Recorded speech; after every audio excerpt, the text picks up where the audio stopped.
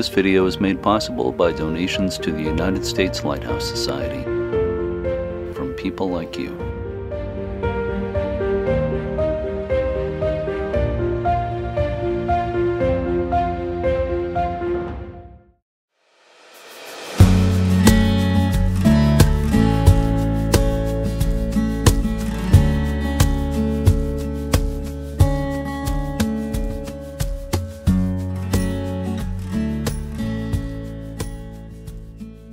So welcome everybody to another virtual event, U.S. Lighthouse Society event. It's great to have you here. Again, a lot of regulars here and a lot of new people as well. We got a great turnout for this event. I know it's going to be a really interesting event. For people who don't, again, Glenn Shaw is requesting to record this meeting. All right, I'll allow you, since you ask again and you ask so nicely, I'll allow it this time, even though, again, we are recording this. It will be posted on YouTube and on the USLHS channel, USLHS website within a day or two. Glenn Shaw, if you're listening to me, you can record it for personal use, just don't post it anywhere, okay? All right. For those of you who don't know, I'm Jeremy D'Entremont. I'm the historian for the U.S. Lighthouse Society. I host the podcast, the weekly podcast, the Society's podcast, Lighthearted, and I do a whole bunch of stuff. But these virtual events are always a lot of fun, and I really enjoy doing them. So great to have you all here. And of course, tonight we have a really special guest who's going to do a presentation for us, David Zapatka. And I also want to introduce Henry Gonzalez. There he is. There's Henry. Henry, I tried to let you in early, but for some reason it didn't take. It kept saying joining, and you didn't quite make it into the room early. But yeah, I don't know what happened there. Yeah. Henry is the vice president of the U.S. Lighthouse Society. So it's great to have you here, Henry. And I know you know David well, and you might have some comments on that. Maybe, and if you want to say a word or two now, but maybe save some of your commentary on your experience with Dave for later after his presentation. Sure. Be glad to. And good evening, everyone. Yeah. Oh, I heard some feedback. Everybody else should have your mics muted, please, at this point. Everybody except for Henry, who's speaking right now, and David and me, everybody else's mics should be muted. Great. Thank you, Jeremy, and good evening, everyone, and welcome to this event. And hello. I'm actually hello? Okay. Everybody again should have your mics muted, except for me and Henry and David. I'm trying to see who. Bill McNamara, I think, is not muted. I'm muting. Yeah, you can go through the list. Yeah. Whoops! I just muted you by accident, Henry. I was trying to click on somebody else. No problem. I can do this. So anyways, while we get that squared away, just want to welcome everyone as well. And looking forward to David sharing a lot of his wonderful, not only his imagery, but also his stories as well. I've had the pleasure of being on location with him a couple of times, and he'll tell you more about that. But he's got some great sea stories to tell in the process of taking these wonderful images. And he is doing this as he started on his own, but now for the last, 4 years or so, he's been doing this project under the auspices of the Society. And we've been helping him a lot with contacts and transportation and things like that. And all of the images that he takes go into the Society archives. So that's one of the reasons he's doing this, and that we're involved, is to preserve these images for history of these images of lighthouses taken at night. But let me not steal any more of his thunder and just welcome you again. I do want to mention, Jeremy, I see a note in the meeting chat pod from a Steve Allen. I saw that too, yeah. About taking notes and a transcript and a summary and so forth. You may want to check on that if that gentleman is or his AI assistant are supporting you. Yeah, that's a new one on me. I'm an AI assistant helping Steve and Alan taking notes for this meeting. So I may have a question or two about that. And we've still got, well, it looks like everybody's else is muted now. They weren't until a moment ago, but just want to remind everybody again, your mics should be muted until we call on people for questions after David's presentation. And please don't share your screens. The only person sharing a screen tonight should be David. So do not try to share your screen. Do not try this at home. So thank you, Henry. And I might repeat a little of your information here, but I just want to do a brief introduction for David before he does his presentation for us. David is going to give a presentation that's approximately an hour if you want to plan accordingly, and then we'll do Q&A. You can ask questions in the chat during Dave's presentation, although they won't be answered until the end. Or at the end, we will allow people to virtually raise your hands. We'll explain that when we get to it, and we can call on you at that time. So David Zapatka, Dave and I were just talking before we let people into this event about the fact that we met.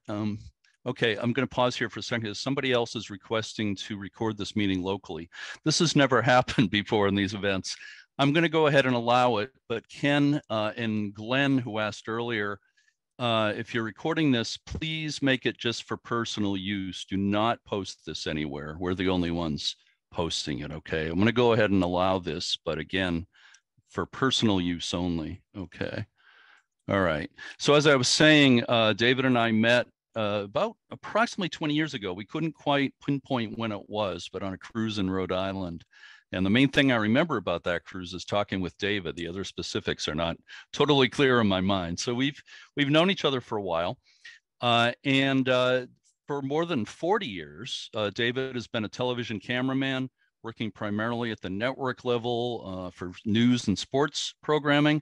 He recently won his 9th Emmy Award in his long broadcasting career.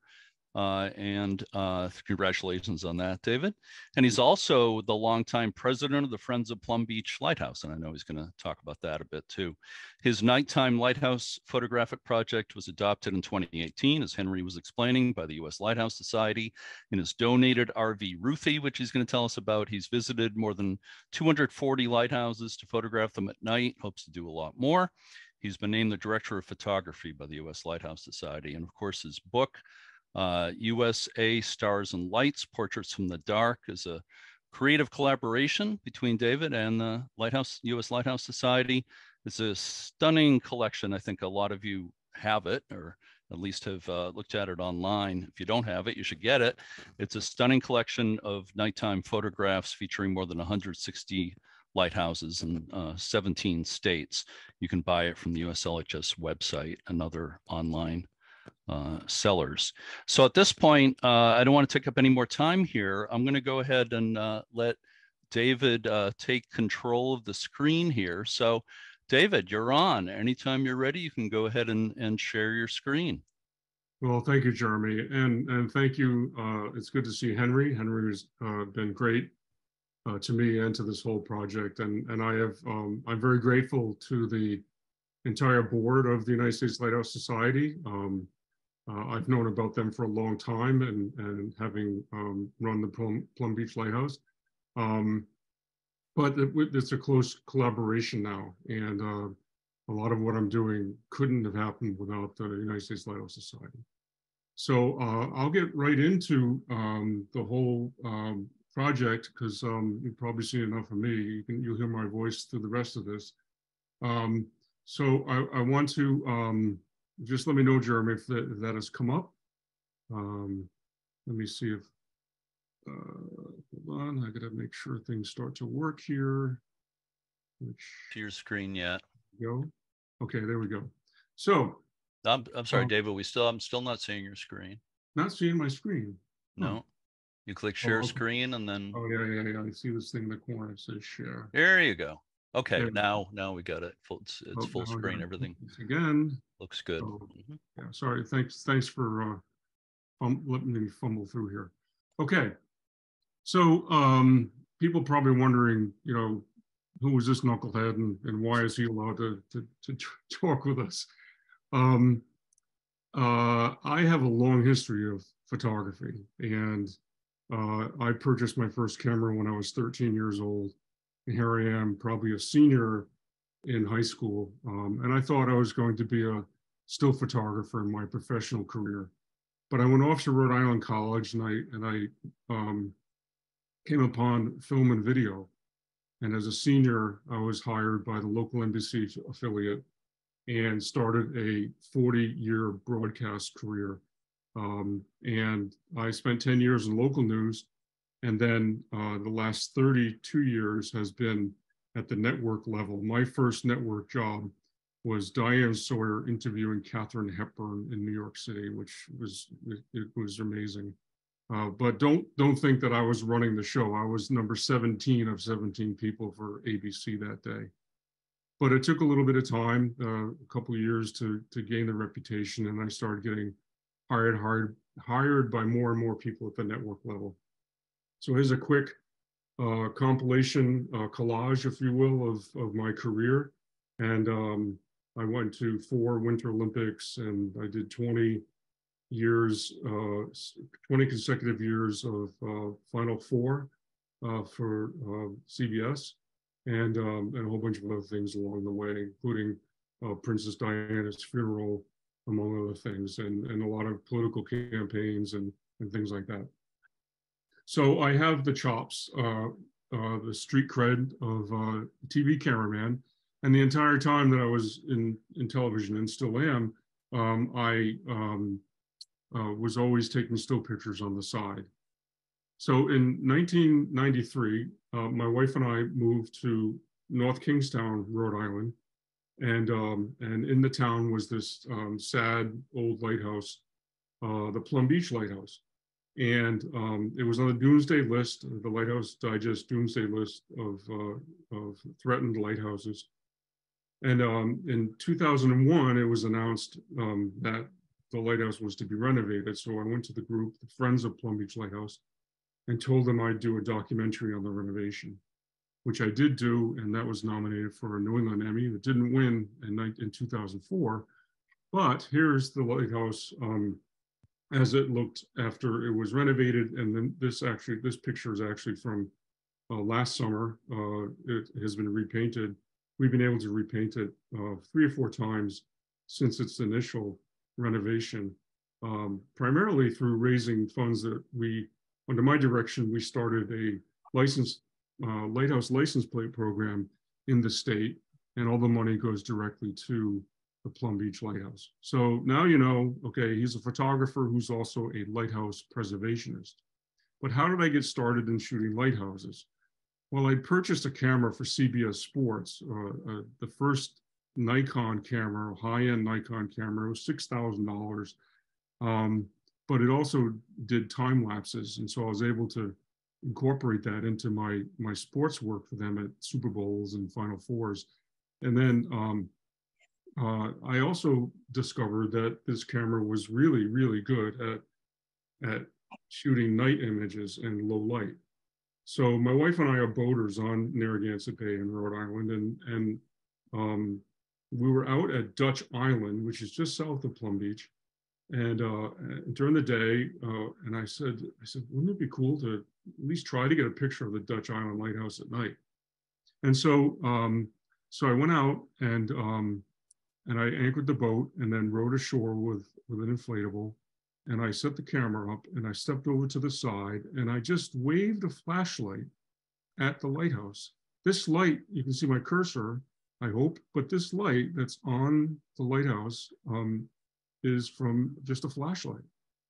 And I shared this picture with Tim Chase, who was then the chief of the Aids to Navigation in Bristol, Rhode Island. And he was amazed at what I'd captured. And I didn't quite understand why he was so enthusiastic about the picture. And I'll talk about that as we go on through this and why I came to understand what his amazement was. And so I knew that I could at least, fumble through, and this is an experiment. I hadn't done any night photography, so this is all brand new to me. So I was able to make it work. And the first picture I ever took of a lighthouse, I have the Milky Way in it. It's a late in the season Milky Way. And I'll be talking more about the Milky Way as we go on. I'm not going to get into too much technical stuff because I know this is mostly a lighthouse group, and many friends of mine are on board too. So it's more talking about the project, but not about specifics of photography.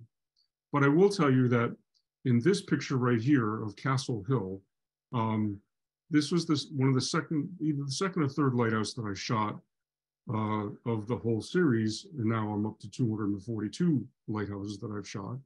But this is number 2 or 3.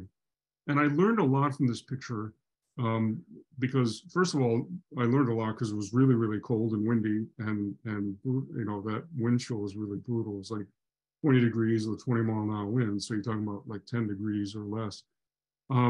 But the thing here about this picture is that it is so blue because it is close to first quarter of the moon.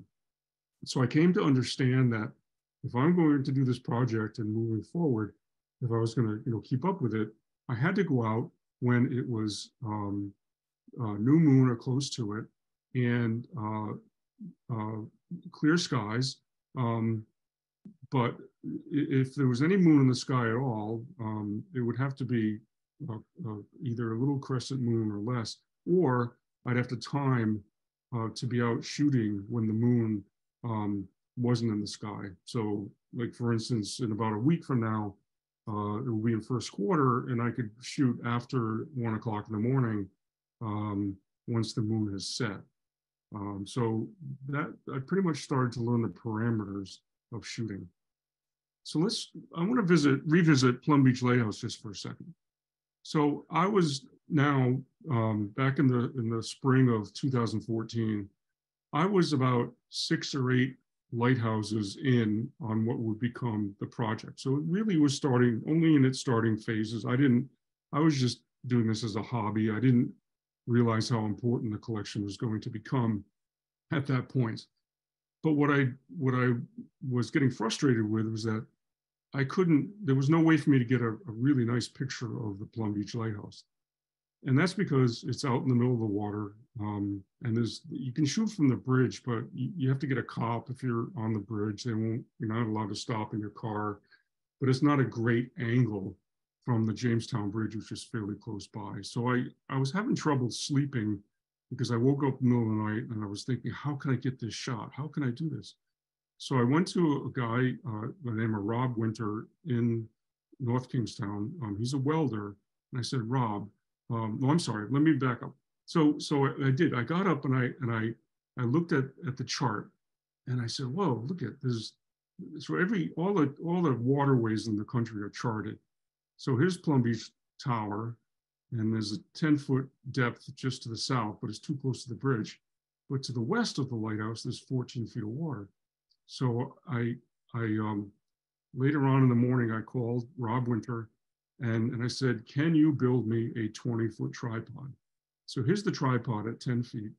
And each of these pipes has a pipe inside, and you can extend it to about 18 usable feet. So let's say we're in 8 feet of water, and this is all underwater. And right about here is the 8-foot mark. So here it is. Here is the tripod being used off Palmer Rocks in East Providence. And Rob built a bracket on the top. So I feed this 6-foot bar through the top and then put the camera on it. And my hands are never more than an inch or 2 away from the camera, but I can't touch the camera while it's on the tripod taking a shot because there'll be too much vibration. And so I'm always very close to it in case something catastrophic goes wrong with the tripod. And here's the first shot of Plum Beach Lighthouse. And it's a unique photograph. And when we put the tripod in the water for the first time, I was with 3 other friends, and all of us at the same time, we yelled out like, grab it, because it looked like it was jumping in the water. But there's so much going on with the darkness, with the bobbing of the boat, with the current, with the wind, in darkness, that it looked like it was jumping in the water, when in fact, we were jumping in the water, and our brains, made us think that the tripod was jumping in the water. So we're able to get the shot, and you can actually see a little bit of the Milky Way in the sky, despite all the direct and ambient light that there is in this shot. So that's another thing I started learning about taking pictures at night. It's so different than when you visit the lighthouse during the day, because you don't understand what's going to happen at night. You know it's going to get dark, but you don't know how much influence is going to be on direct or ambient light, or clouds in the sky, or humidity. There's a whole bunch of factors that you don't even think about when you're there during the day. It just takes on a whole different life at night. So here's a compilation of pictures that we shot, that have been shot over the course of time. I can go over these, and I include in this talk tonight a whole bunch of compilations, because to go into each one separately, it just would take too much time. I mean, I have 242 lighthouses shot, so that would take up hours of your time. Here's Plum Beach again. This is Borden Flats in Fall River. This is Connecticut Light. This is Peck Ledge. This is Morris Island Lighthouse. I'm going to go into that in more detail in a minute. Stepping Stones. This is the Throgs Neck Bridge right here in New York. This is Palm Rocks. This is the lighthouse that that picture of me that I showed you before that I was taking when this is what I was shooting. I think I mentioned Peck Ledge. Stamford Harbor, my brother Bob, I think, is on here tonight. He was with me last summer doing that shot. Hog Island in Rhode Island. Plymouth Bug Light in Massachusetts. Esopus Meadows on the Hudson River. And this is Sandy Neck in Barnstable, Mass. This is Rose Island, Newport. Last summer, I was at Penfield Reef, which is now up for sale. That's in Connecticut.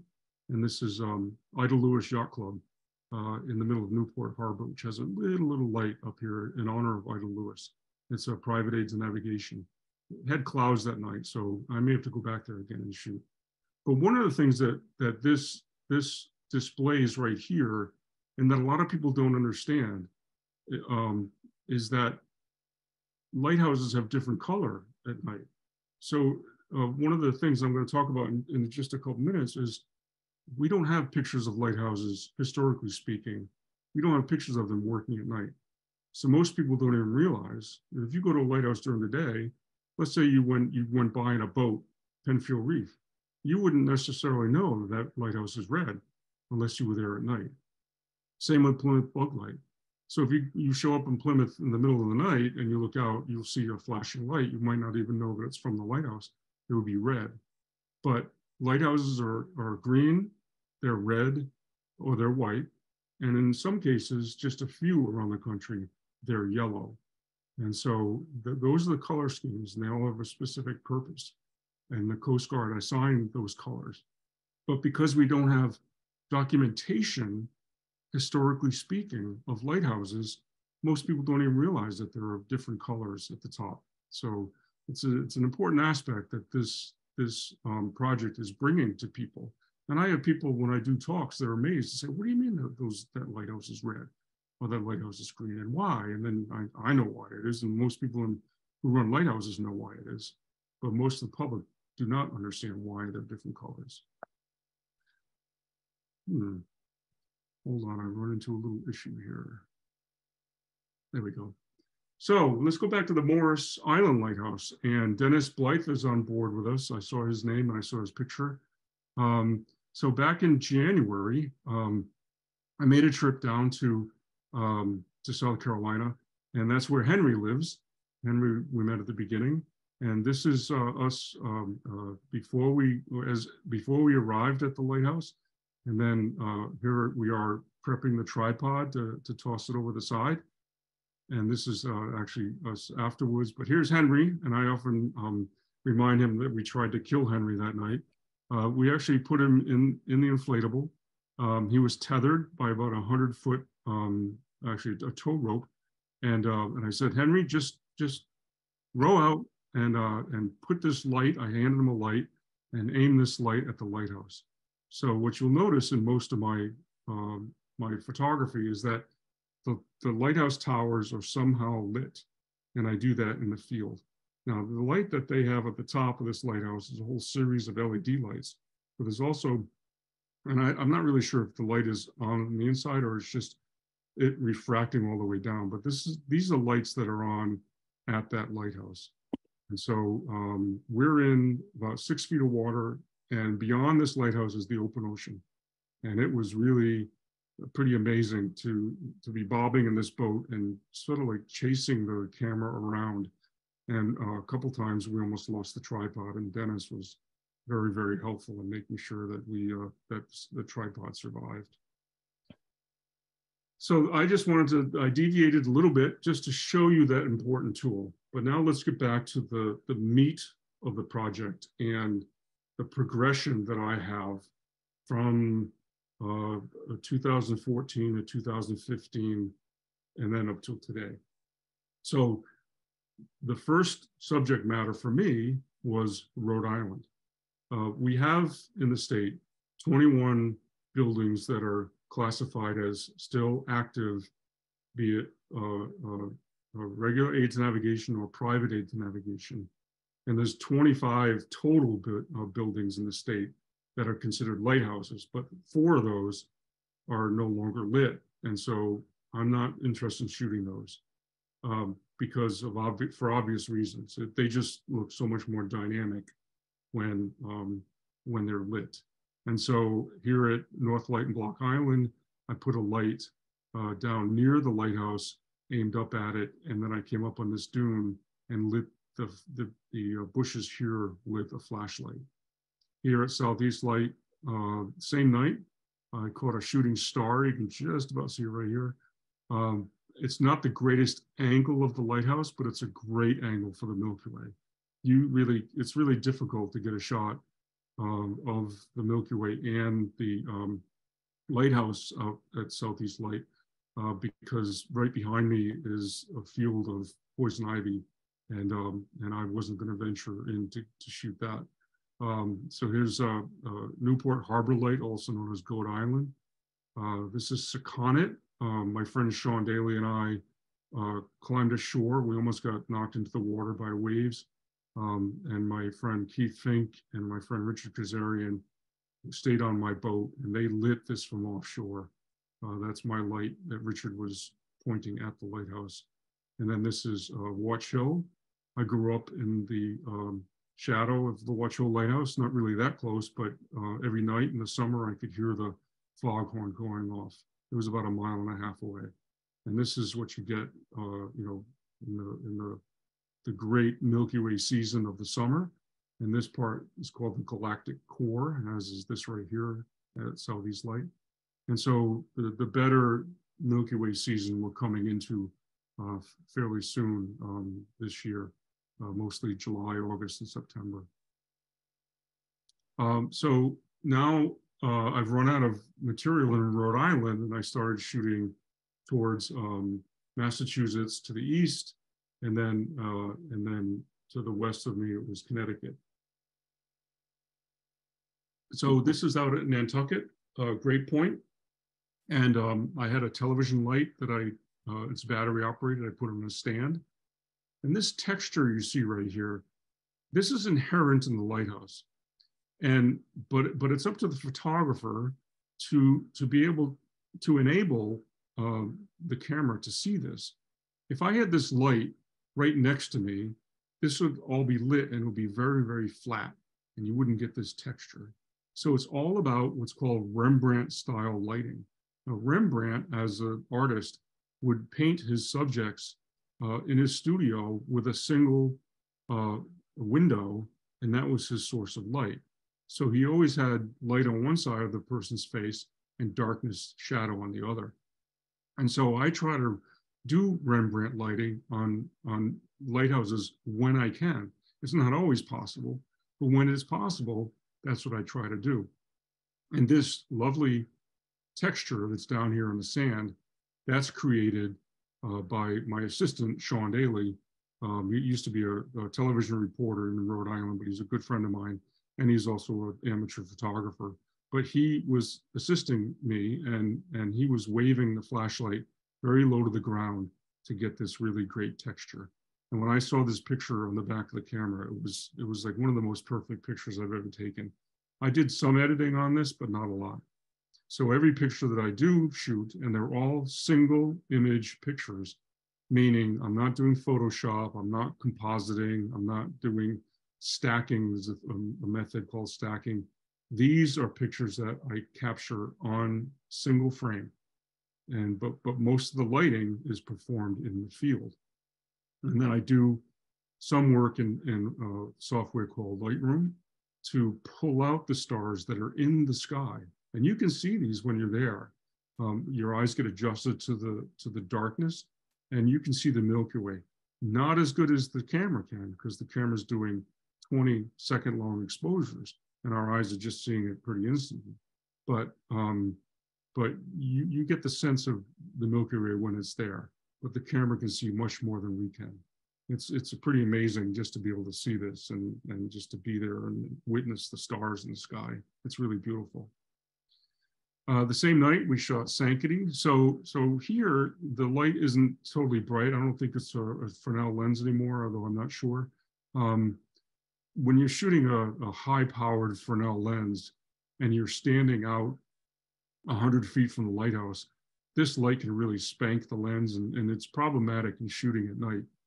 But instead, you just walk up and underneath it, and you look up, and you get what we call helicoptering effect. So this is just shadow. So his light coming from the lighthouse, hitting the humidity in the air and lighting it up. And then these are just the shadows of the superstructure of the lantern room that's throwing those shadows. A lot of people think these are the beams. No, these are the shadows. The beams are the white. So I went and started doing Massachusetts lights, and then in 2015, I started going towards Connecticut. Now, Connecticut doesn't have a lot of lighthouses. A lot of people think it has a lot more than it does because of Long Island Sound, but a lot of the lighthouses that are just off Connecticut are in New York waters. But these four are from the same night fairly close to us. It's only within a half an hour of where we live in North Kingstown. So this is New London Harbor Light. And I went at a time when the people that own the house and the people that own the lighthouse were getting along. Shortly after that, it all went south, and there was court cases and stuff. And so I got there and got permission to cross the land here that is not owned by the lighthouse. I can get bits. And stand on the beach. And so this light, this green color, is from the street lights that are shining through the trees. And then this is Avery Point. Another issue with shooting here is that this really, really bright lights from the Yukon Marine program are shining out all the time. So you have to go on the dark side, which is the opposite side. And then this is Old Saybrook breakwater. This is very flat as far as lighting goes, but I had no other place to put any lights because the jetty is like right in line with this. I'm standing on the jetty pretty close. And then this is Lynn Point. This lighthouse is currently up for divesting by the government. I don't know if it's actually going to go to a nonprofit or not, but it's up. People think it's up for sale, but right now it's in the process of the government giving it up. So most people might not even recognize this lighthouse unless you're pretty well informed about lighthouses. But if you drive through Bridgeport, Connecticut, there's a big power plant in the middle of the city, right along the highway. And this is Tongue Point, and it's on the property of the Bridgeport power plant.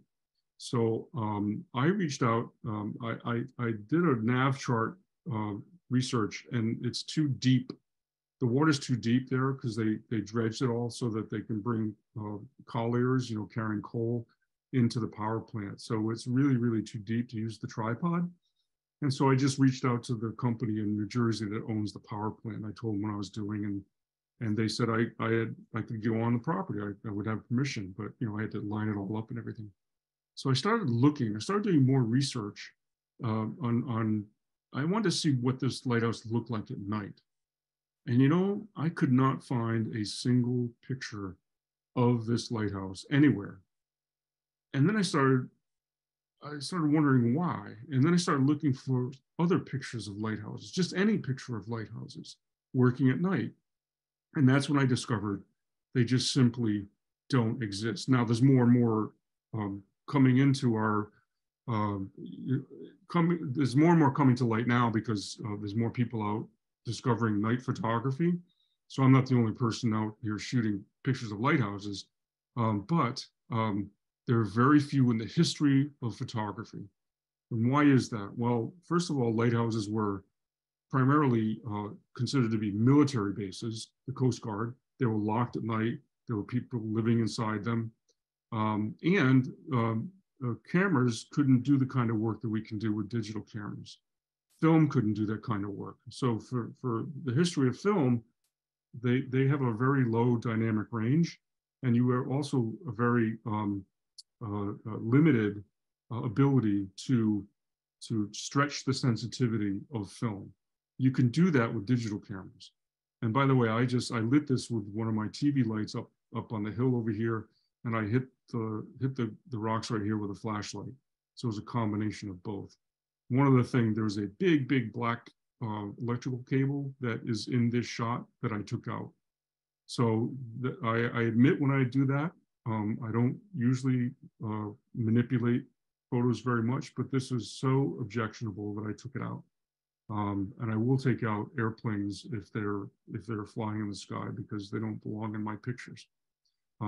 So this was very important to me. And so I started realizing pictures of lighthouses at night just don't exist. And I used to say there are none, that there are no pictures of lighthouses from nighttime. And then recently in January, I was giving a lecture and I was proven wrong. This is a picture by Warner Taylor. He was a photographer. He lived on Monhegan Island. He took this in 1918. But he also was a pretty good darkroom artist. And he combined a picture of this meadow that he took at night. This is not there. He combined this with the picture of the lighthouse.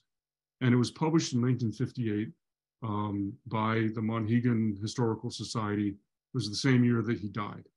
And so there is, to my knowledge, and by the way, I talked to 3 historians at the Coast Guard last month because I wanted to be sure that I'm correct with this. And Elaine Jones up in Burnt Island Station told me that she has found one of Bass Harbor Light, but it's a tight shot of the tower. Doesn't show the context of the lighthouse like this one does. It's just a tight shot of the light in the tower. So I know of only a couple. In the history of photography, this is crazy that pictures of lighthouses just don't exist.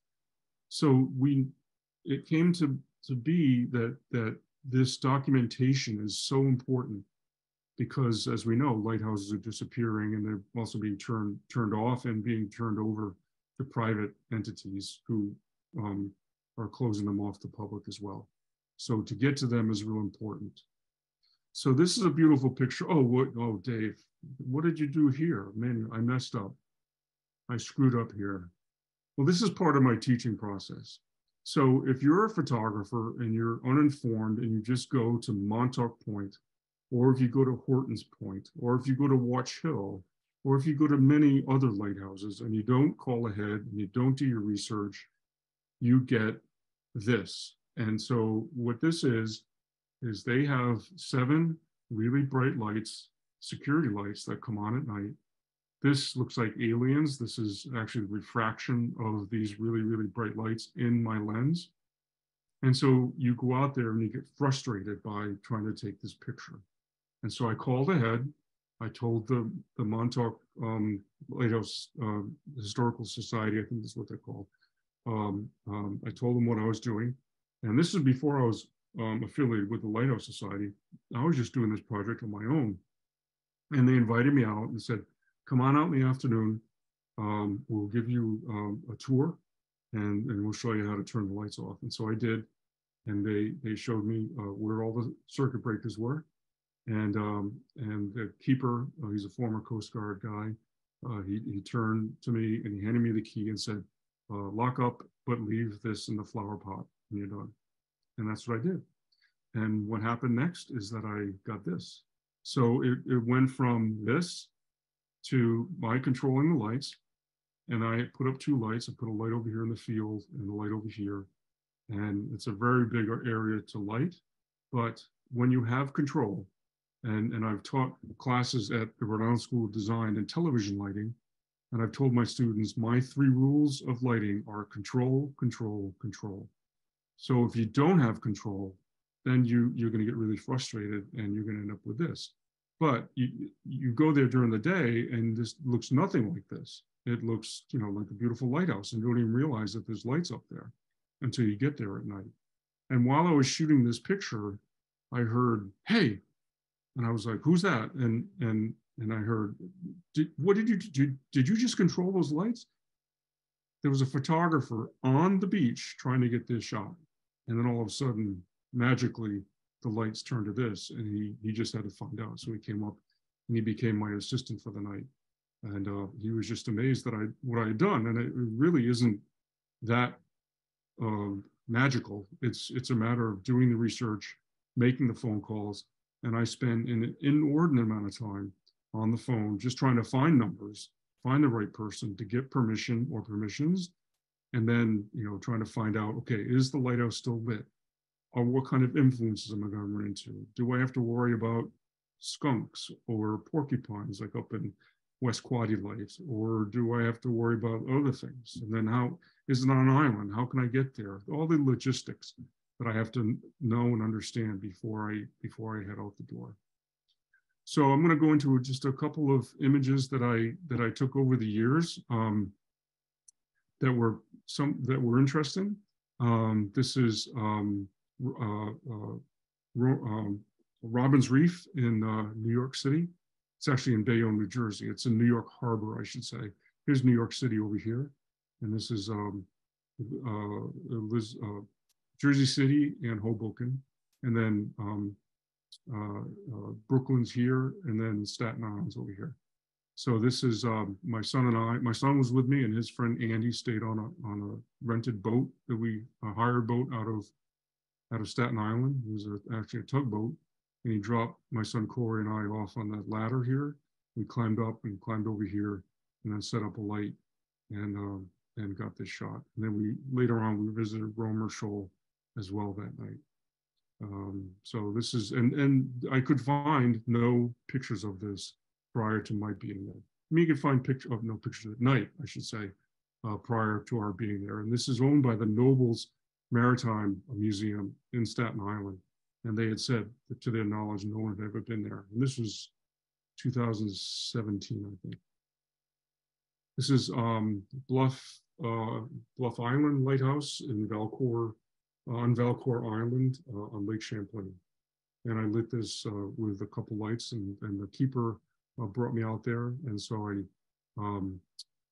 put a light over here, lighting the front of it, and then put a light back here, lighting this. And I'm not sure if that's a shooting star. I believe it is.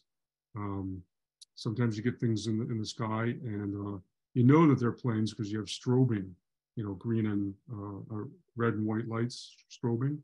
But this didn't have that, so it could be a shooting star. One of the most photographed lighthouses in the country is Nubble up in York, Maine. And when you try to shoot it during the summer, they have lights on that shine from the flagpole, and it's difficult to get a shot. And I knew that. So I was actually up doing a TV shoot in Portland, and I brought my still stuff along. And this was the winter of 2016, which we had very little snow that winter. This was in February, and it was a 60-degree day. And when I pulled up during the afternoon, there were hundreds of cars in the parking lot, and people milling all over the rocks. And by the time it got dark, there were like 3 people left out there. So I put a light on what's basically a cul-de-sac on the road leading up to this, and then lit this all with one light. So with a long exposure, and this is 20 seconds long, that little bit of light goes a long way. So I was able to light it to my specifications. rather than wait till summertime where it's more problematic. So you have to pick your time when to go to certain lighthouses, and know when to shoot. And then you can run into problems when you're shooting. You go down to Long Beach Island and Barnegat Light. This was on an 85-degree, it was actually 90 degrees when I showed up. And at 10 o'clock at night, it was 85 degrees in the middle of summer. And all this, you don't get a lot of stars because the humidity in the air is so thick that the lights down here, like either a bridge or a power plant or neighborhood lights, they just, the ambient light gets really problematic. And you don't get really clear skies. I mean, it's a beautiful shot of the lighthouse. And in fact, they turned the lights off for me at my request. And I did actually have to hire somebody, one of their security guards had to stay extra for me to make sure I was okay. Sometimes that happens too, that people want to help out, but they have to hire personnel. So it cost me a couple $100 to get this shot done. So my light, instead of using their lights, which are really, really bright on the tower, my light is just off out of frame over here, aimed up at the tower. And so I lit this, again, Rembrandt style, where it's light on one side and shadow on the other. One of my favorite, fairly close lighthouses to me is Race Rock. And I hired a boat out of New London. He's actually the captain that brings folks out there for the New London Maritime Society Museum. And Sean Daly, I've mentioned his name a couple of times. He was on the boat. He was holding one of my lights, and this is my light right here.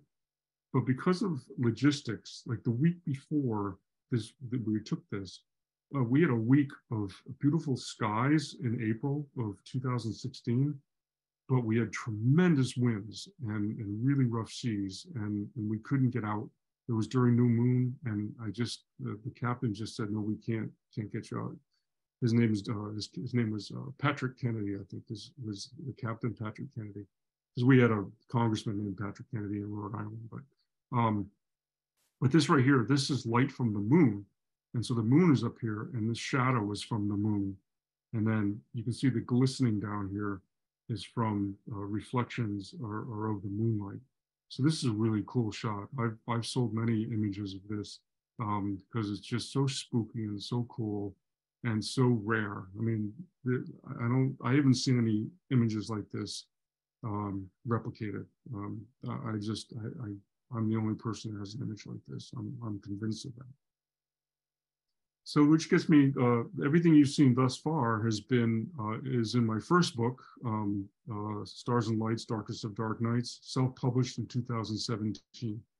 And so, I had this collection of 130 lighthouses, and I thought, well, it's time to put these into a collection. So I put this book out. I had approached a couple of publishers, but they wanted a king's ransom from me just in order to put the book out. Both publishers wanted $25,000 from me. I instead put that into printing of the book and then self-published and had control of everything. And those publishers said that they were going to get 95% of the profits of the first 4,000 books before I would see a dime. And so I went the self-publishing route. So then after that, I started shooting farther and farther away. I shot 130 lighthouses of the Northeast. So that's in 8 states for the first book. But now I had, suddenly the whole country is becoming my palette, if you will. So I was invited down to New Orleans to the Lighthouse Society's meeting in 2018. And while I was there, I shot the New Canal Lighthouse. And this is Biloxi Lighthouse. You can see these are beads from Mardi Gras, which was that night. It was Fat Tuesday when I landed. And this one up here is the Trefunct River Lighthouse on the north shore of Lake Pontchartrain. And I had someone reach out to me who couldn't find my book online, so he wanted to buy it from me directly. He happened to be a landowner and a waterfront property owner right half a mile from this. And when I was down in New Orleans, I looked him up and he brought me over to the lighthouse because you can't get to this lighthouse unless you take a boat. This is on Lake Sunapee. This is Herrick Cove. This is Little Sauble Lighthouse in Michigan. As is, this is also Michigan, Fort Gratiot, and this is in Michigan, Point Arbox. This is New Jersey. This is Turkey Point Lighthouse in Maryland. It took me a couple of years to get here because a ranger wouldn't let me shoot. I had to go over her head to the state director of Department of Natural Resources, who said, "Why aren't we working with this guy?" And she found out what I was trying to do. And so sometimes you can get no from people and you have to go around people to get, onto properties. The ranger thought it was too dangerous for me because there's a cliff, there's a 100-foot cliff right nearby. I wasn't going to go near the cliff. I just wanted a picture of the lighthouse. This is Seagirt. It's a pretty bright neighborhood. This is in New Jersey. This is Grindle Point on Isleboro Island in Maine. And the problem with this lighthouse is that at night is that it's really nice and dark if the ferry's not nearby, but they pull the ferry in and they leave all the lights on, and it's right next door. It just blows the exposure out of the water. But they were helpful out there. The people that run it, they were happy to see me there. That was great. Just going to go into a little bit more detail of a couple of the lighthouses. This is Big Sauble Light. Now you have to pronounce it correctly when you're there. If you say Sable, they run you out of town. You go with the colloquialism of the area. So there's Presque Isle in Maine, which does not have a lighthouse on it, but there's Presque Isle in Pennsylvania, which does have a lighthouse. But in Michigan, it's Presqu'Isle.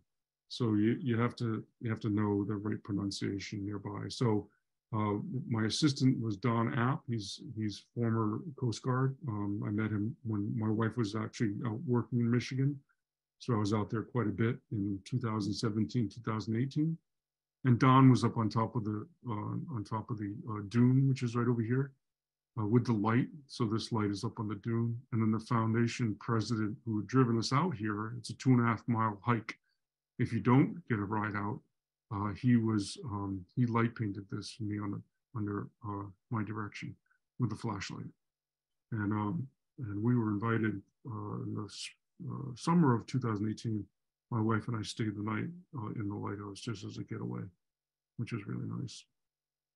Another lighthouse. This is Marblehead, Ohio, and so I put the light behind the house here. Again, here is that Rembrandt style lighting.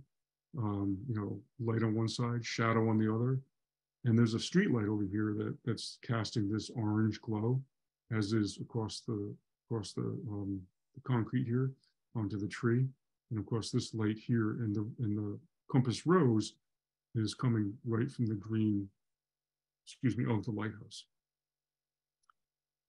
So difficulty in getting to certain lighthouses. I'd shot all the lighthouses in Massachusetts, but for Minet's Ledge, because it's out in the middle of the water. It's really tough to get to. You can't use the tripod there. The water's too deep and too rocky. So I was there with Sean Daly again, and well, before getting there, I walked into the harbor master's office on one hot July day, and I said, "Look, I've been looking at pictures of the lighthouse, and there's a pile of rocks that show up in some pictures, but not in all pictures," which led me to believe that those rocks only showed up at the lowest of low tides. And I said to the harbor master, her name is Lauren Gibbons, I said, "Can you get me out to those rocks, and are you willing to work with me?" So she gave a big smile and she said, "Let's do it." So our first attempt was in July of 2019, maybe.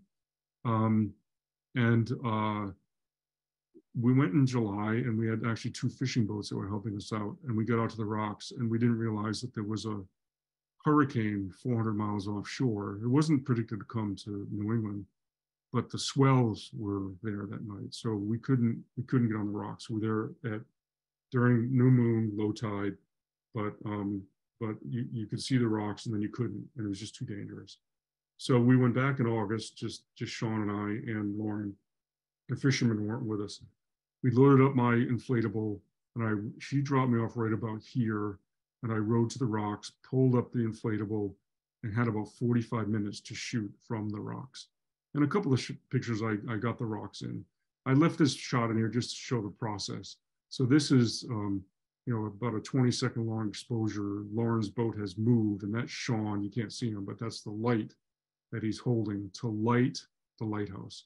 And you see the planes are approaching Logan. So in the final shot, which these two are the final shots, I took the planes out, and without the light in the shot with Sean aiming at it, this would just be a dark tower against a dark sky. So it's really important for photography, for the documentation, to light the lighthouses to get the detail as well. Because without the lights, you just won't see this detail. And so that's what I strive to do on just about every lighthouse that I get to. Now, there's a couple that I've run into where the ambient light is so bright that my lights don't do anything. Like Palm Rocks in East Providence, there's a fuel depot right next to it, and there's these blazing security lights on it all the time. So there's nothing you can do about that. So this gets us to 2020. Here's Sean and me out at Long Island in the middle of Boston Harbor. And it took me 4 years to get to the right person, to get the right permission for us to get out there. And then the Coast Guard actually worked with us, and they planned a drill for the night that we were going to be out there. And because those guys need to get hours on the water. So Sean and I went, we're all masked up. And this was one of the last pictures I took that ended up in my second book, in the collaboration with the Lighthouse Society, Portraits from the Dark, which are all portrait oriented pictures. This is the Trefontaine River lighthouse that I was talking about from Lake Pontchartrain in New Orleans. This is Comfort Point Lighthouse in Maryland, and there's Marblehead again. This is Burncoat Harbor up in Maine, and of course North Light from Block Island. So this gets me to the aforementioned Ruthie that Jeremy had mentioned. So I was writing grants, and I'm not very good at it. And I called Eleanor Dwyer, who's the United States Lighthouse Society educator. She may even be on with us here tonight. But I asked her to help me out, and that I was going to be writing a grant to try to get funds. And in that, I was going to fund an RV. And she said, David, why are you doing that? My husband, John, and I have an RV that we haven't used for 2 years. And it's just sitting in our driveway. We're actually trying to get rid of it. Why don't we give it to you? And I said, no, don't give it to me. Give it to the Lighthouse Society. And that way I can try to raise money for it and then, do this, for the project. And that's what they did. But it came with the name Ruthie on the side. And so I asked her, what does Ruthie stand for? She said, oh, Ruth was my late mother's name. And I said, well, guess what? Guess what my late mother's name was? So my mother's name was Ruth as well, which was Kismet, right? So it's perfect for the project. So I drive Ruthie around the country, and here is Ruthie. And we're also working on putting together a possible children's book called Ruthie's Big Lighthouse Adventure.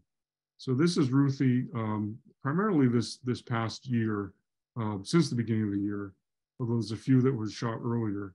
This is Tybee Island in Georgia in February, no, March. This was in March. This is Mattapoisett, Mass. Last summer. I was doing a promotional shoot there. This is Cape San Blas at St. Joe in the Florida Panhandle this past February. Also in February, this is Jupiter Inlet. Ocracoke a year ago in February down in North Carolina. This is Ponce Lighthouse this past February, as is Key West, Amelia Island in northern Florida, Hatteras, John Hobble, he's on with us, so we'll be happy to see that. And this is Ogdensburg, New York, one of the first lighthouses I visited in Ruthie almost 2 years ago. And this is Sullivan's Island in South Carolina. And here's Ruthie at the beginning of Route 1 down in Key West. And at some point I will be in Lubec, Maine, and I'll capture the other buoy that's up there, the northernmost part of Route 1. So that's Ruthie. And since the beginning of the year, I've put about 10,000 miles on Ruthie. A couple trips to Florida, a couple trips to South Carolina and Georgia. And this picture is a very important one to the whole project and to Ruthie. So this is the Ram Island Lighthouse in Boothbay Harbor in Maine. And technically I put a light up on a hill to light right here, put a second light behind the lighthouse to light the boardwalk, the walkway rather, and the lighthouse itself. So this lighthouse is privately owned by George McAvoy up in Boothbay Harbor, and he's a philanthropist. And when I was done, he had told me, he said, when you're done, give me a call the next morning, and he said, I want to meet you when you're done, when you come back through town. So I did my shoot, stayed the night alone in the house, which was just wonderful. Got these great shots, got all kinds of different angles of this beautiful night, beautiful Milky Way. And I got into town, and I called up George, and I met him, and he stepped out of a meeting of his family's foundation. I said, well, what do you fund? He said, well, we fund any nonprofits that apply to us. We take a good look at it. We don't fund every one of them. And I said, well, I'm doing this project for the United States Lighthouse Society. Would you consider funding it? He said, well, send it in and we'll think about it. So I ran it by Jeff Gales, and I said, what do you think we should send in for? He said, well, what do you think? And I didn't even know. So I just picked a number. I said, well, we'll just try for $25,000. Knowing through research that the McAvoy Foundation mostly gave $5,000 to $10,000 grants. So we went for $25,000. So a check in December 27th, showed up at the Lighthouse Society office in Washington State at Jeff Gale's office, and it was for $25,000. And that has funded the travels of Ruthie since. So the Mildred H. McAvoy Foundation has been very, very generous to the project. And so that's one of the reasons I've been able to go on the road. And, Ruthie's very thirsty. She gets 9 miles to the gallon, and she has a 55-gallon tank. So that has been very helpful. So these are pictures of various lighthouses that I shot within the last couple of years. There's Ram Island again, Oswego, New York, Curtis Island with a great Milky Way. This is 2 summers ago. Goat Island last summer. This is Rock Island on the St. Lawrence. There's Ned's Point again in Massachusetts. Burnt Island Station in Maine with a beautiful, beautiful Milky Way. And I love this reflection shot. I was all my safety gear and ice crampons and really slick rocks, but it's a great shot. Rock Island on the St. Lawrence River, and Ogdensburg on the St. Lawrence River as well. And so we're getting close to most recent pictures. This was Assateague Lighthouse on Chincoteague National Park in Virginia. And I could only spend 10, 15 minutes outside of the truck. The mosquitoes were unrelenting. They were unbelievable. So I had to run around swatting the air and light this really fast. And it's not lit terribly well because there's no room to light here. There's just one path leading up to the lighthouse with all kinds of trees. It's very limiting. But again, every lighthouse shoot is situational.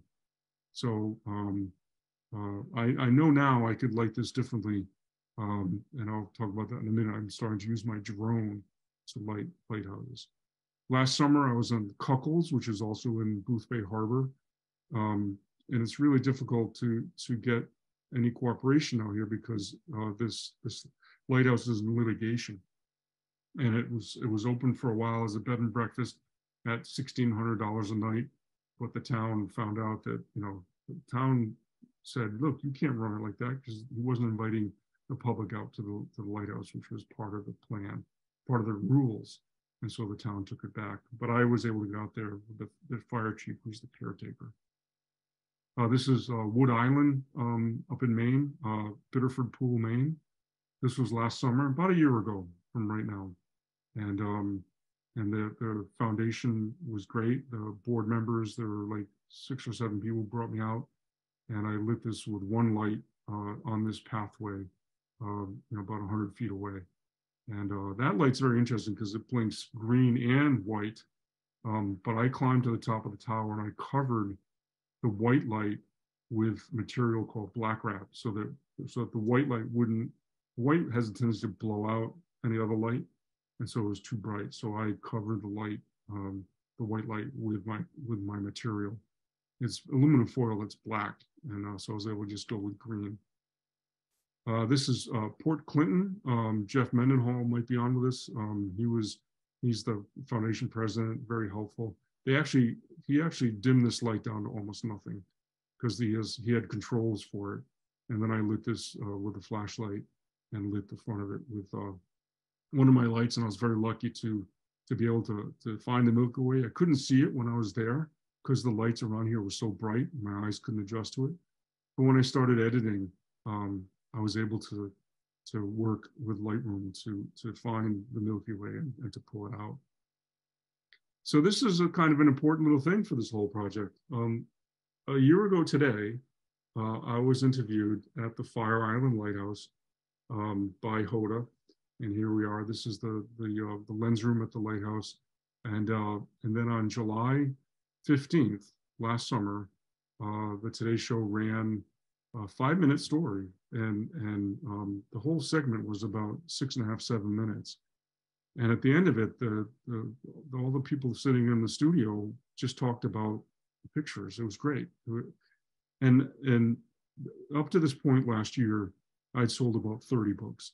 On that day alone, on July 15th, I sold 1,700 books, which is crazy. And a week later, we ran out of books. And then I had to go back to another printing, and we've since restocked, and I had them in time for Christmas. But it was just an amazing, fortuitous event that really promoted the project and allowed me to go on the road in Ruthie through the fall. So I'm hoping that once we get another book out, that we get the same kind of coverage and response. It just was totally, totally amazing. So last summer, after the Today Show story, I was up at Whitehead Island in Maine. This is actually in early fall because the Milky Way is straight up and down. And I used 3 lights here, one on the rocks to light the front, one up on a hill behind these trees here to light this side of the lighthouse. And then I lit this with a 3rd light just to give texture in the foreground. And I spent the night out there. That's what's happening now with a lot of the lighthouses I'm shooting, especially in Maine. I've shot almost all the land lighthouses, except for a couple. But now I've got to get out and you know, get on a boat or get on a ferry, or you know, hire a private boat or whatever. It's going to take a lot more logistically to get out and stay overnight and then get back off the island back to safety. So this is Bald Head Island Lighthouse, Old Baldy it's called. This was in January. I had 45 minutes to shoot all the different angles of the lighthouse because the ferry schedule came in at 6:30 and the next ferry leaving was at 7:30. And I was on my way down to South Carolina. So I had 45 minutes roughly to get the shots. And I knew I had studied satellite pictures, road maps. I had coverings because they have lights that light up the tower here, but I blocked those off and I lit this with my own light. And then I lit the fence here with another light. But I had very little time, but I used it efficiently and judiciously and got it done. I think I got 6 different angles in 45 minutes and made the ferry. This is Cockspur Lighthouse. Gary Hall might be on with us. He runs the Dolphin Charter Tours, which is just around over the rocks from here. And he was great. He pulled his boat up, dropped Colin Stewart. He's a local photographer trying to learn about night photography. When we pulled in here, this was all dry. Well, it was muddy, but it was a little bit wet, but not like this. And as we were shooting, the water, the tide was changing. Water was coming in. It's kind of creepy in a way. But then we were able to get reflection shots, which are really cool. This is actually Tybee Island right here. So you get 2 for the price of 1 in this shot, although Tybee is really bright. The lighthouse is always on. It doesn't blink. That's the other thing when you're doing night photography. Most lighthouses have blinking patterns. And of course, in a still shot, that's a long still. You only get the light as it's on. But if you have a lighthouse with a Fresnel lens that's always on, it is really, really, really bright and really difficult to shoot and to try to get the stars at the same time. So technically, there's a lot of stuff going on when you have that non-blinking light. This is going back to the shot in Florida, Amelia Island Lighthouse. Beautiful, just Fresnel lens, and these beams come out, in all different directions. Just beautiful. Just get underneath it, look up, and it's just gorgeous. This will likely be the cover of the next book. And this is a compilation of my trips to Florida. We'll start down here. Anclote Key, worked with the ranger, brought me out there. I had 3 or 4 lights set up. There's the shot we just showed you. This is the Ponce Lighthouse. These beams are beautiful as well. This is Cape St. Joe, where I showed you a picture of Ruthie earlier. There's a nice pond there, get a good reflection. They moved this lighthouse in 2014, and it got heavily damaged in Michael in 2018. It would have gotten probably destroyed if it had still been at the beach where it was located. This is St. George Island, which is fairly close by, also on the Florida Panhandle. Pensacola, I should have looked this up more full, but there's this beam that's down here. It's really cool, navigation beam. Gasparilla Island, I lit this with a light on the tower, and then I put a second light up to light the foreground on the, get the nice texture in the sand. This is Jupiter Inlet, Key West, Boca Grande. This is cool. I had shorts on. It was in February. I waded into the water with my tripod and camera. I was kind of getting hit a little bit by waves, but got a nice reflection off the water. St. Augustine Light, and then Cape Florida. My nephew and his wife joined me down there. It's in Miami. And then Crooked River, also on the Panhandle. So this, I want to just go quickly. I know I'm running out of time here, but this is Jupiter Inlet. And if you just show up and you don't call ahead, this is what you're going to get. It's a beautiful shot, but it's not this. And Josh Liller, who's on with us, he was working with me this night. If you have control, then and I don't use Photoshop, as I told you. Even with Photoshop, you might not be able to get the beams because these lights are so bright. These lights were installed for the use of the restaurants that are across the inlet. So people could be sitting having their dinners and could see the lighthouse. We turn the lights off, and this is basically lit by the ambient light that's there. I had one light on the tower, but there was just too much light in the neighborhood. And then these are from my trips this past spring, and I'll quickly go through it because I'm getting towards the end. This is Hooper Strait in Maryland. This is Arenas Pass, also known as the Lydia Ann Lighthouse. I flew to Texas rather than drive Ruthie down there because it would have taken 3 days just to get there and then 3 days to get back. I stayed in this cottage right here. This is out on the water. The mangroves are all right here. You wade through about 1.5 feet of water.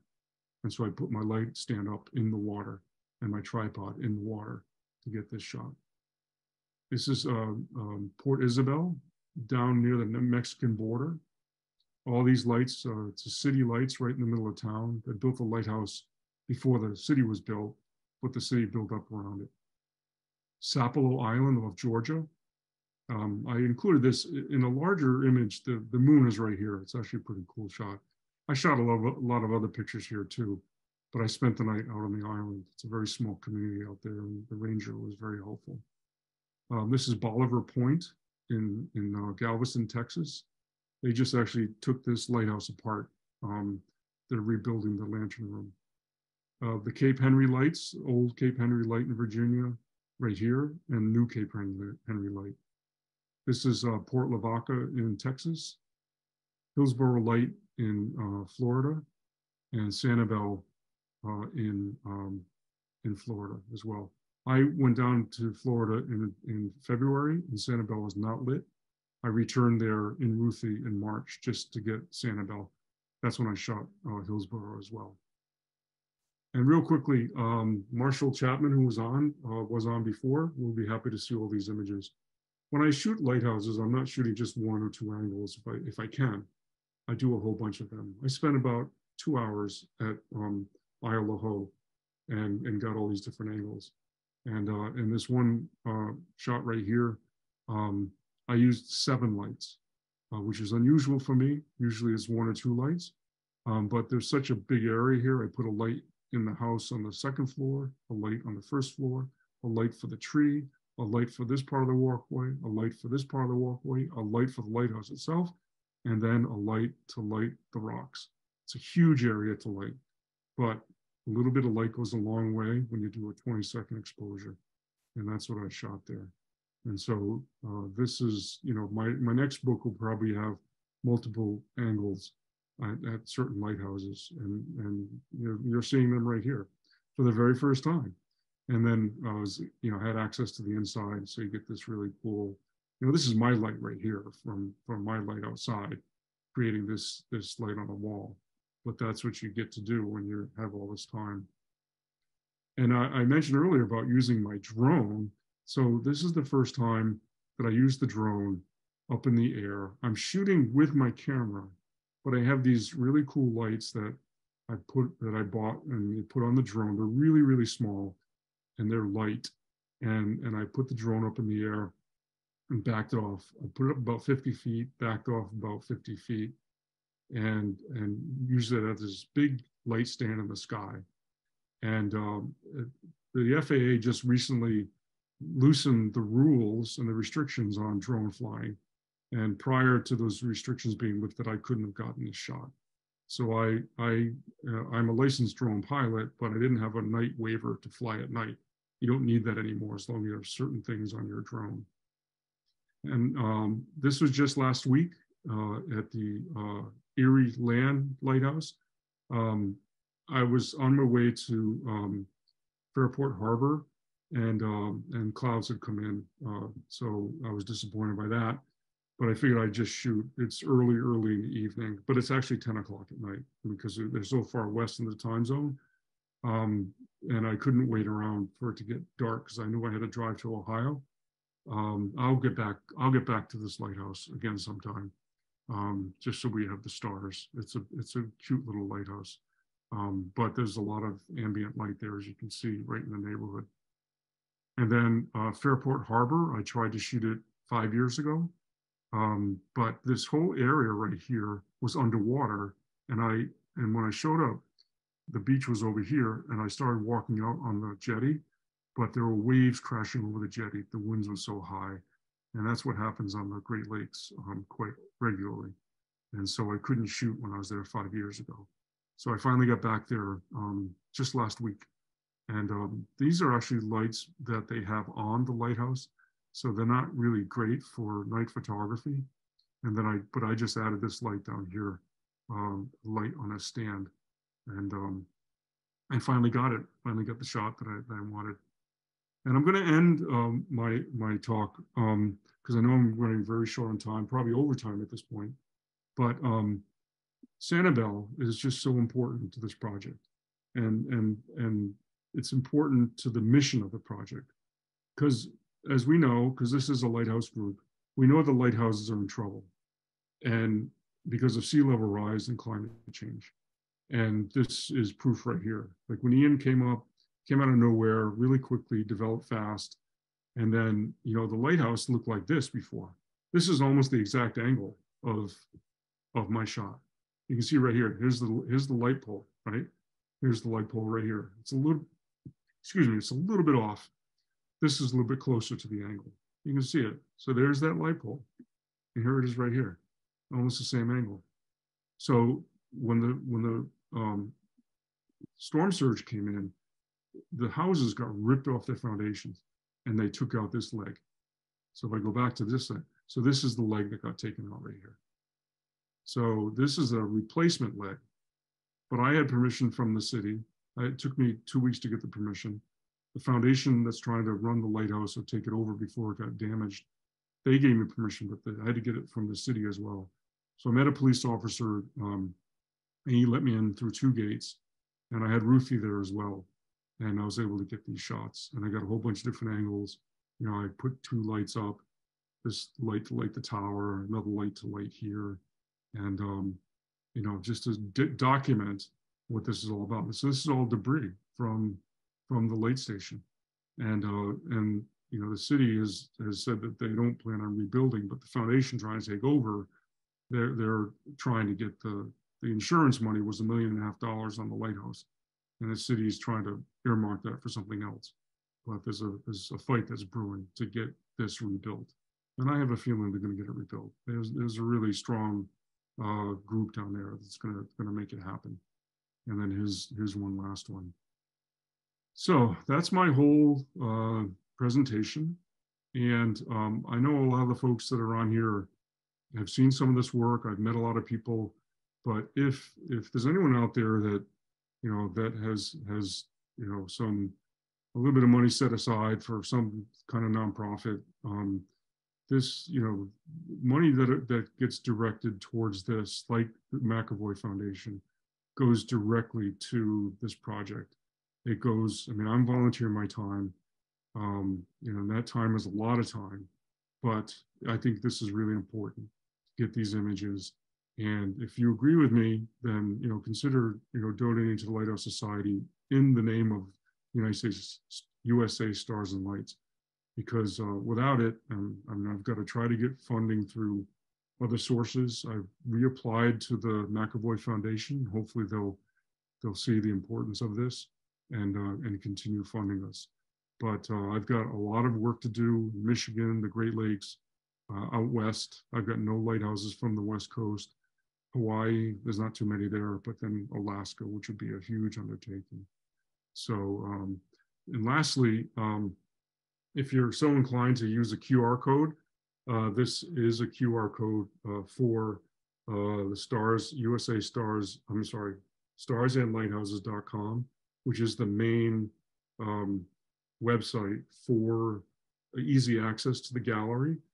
The Lighthouse Society is now starting to post more and more of the pictures, but they're kind of buried. I know we're working on trying to get them in a succinct gallery on the website.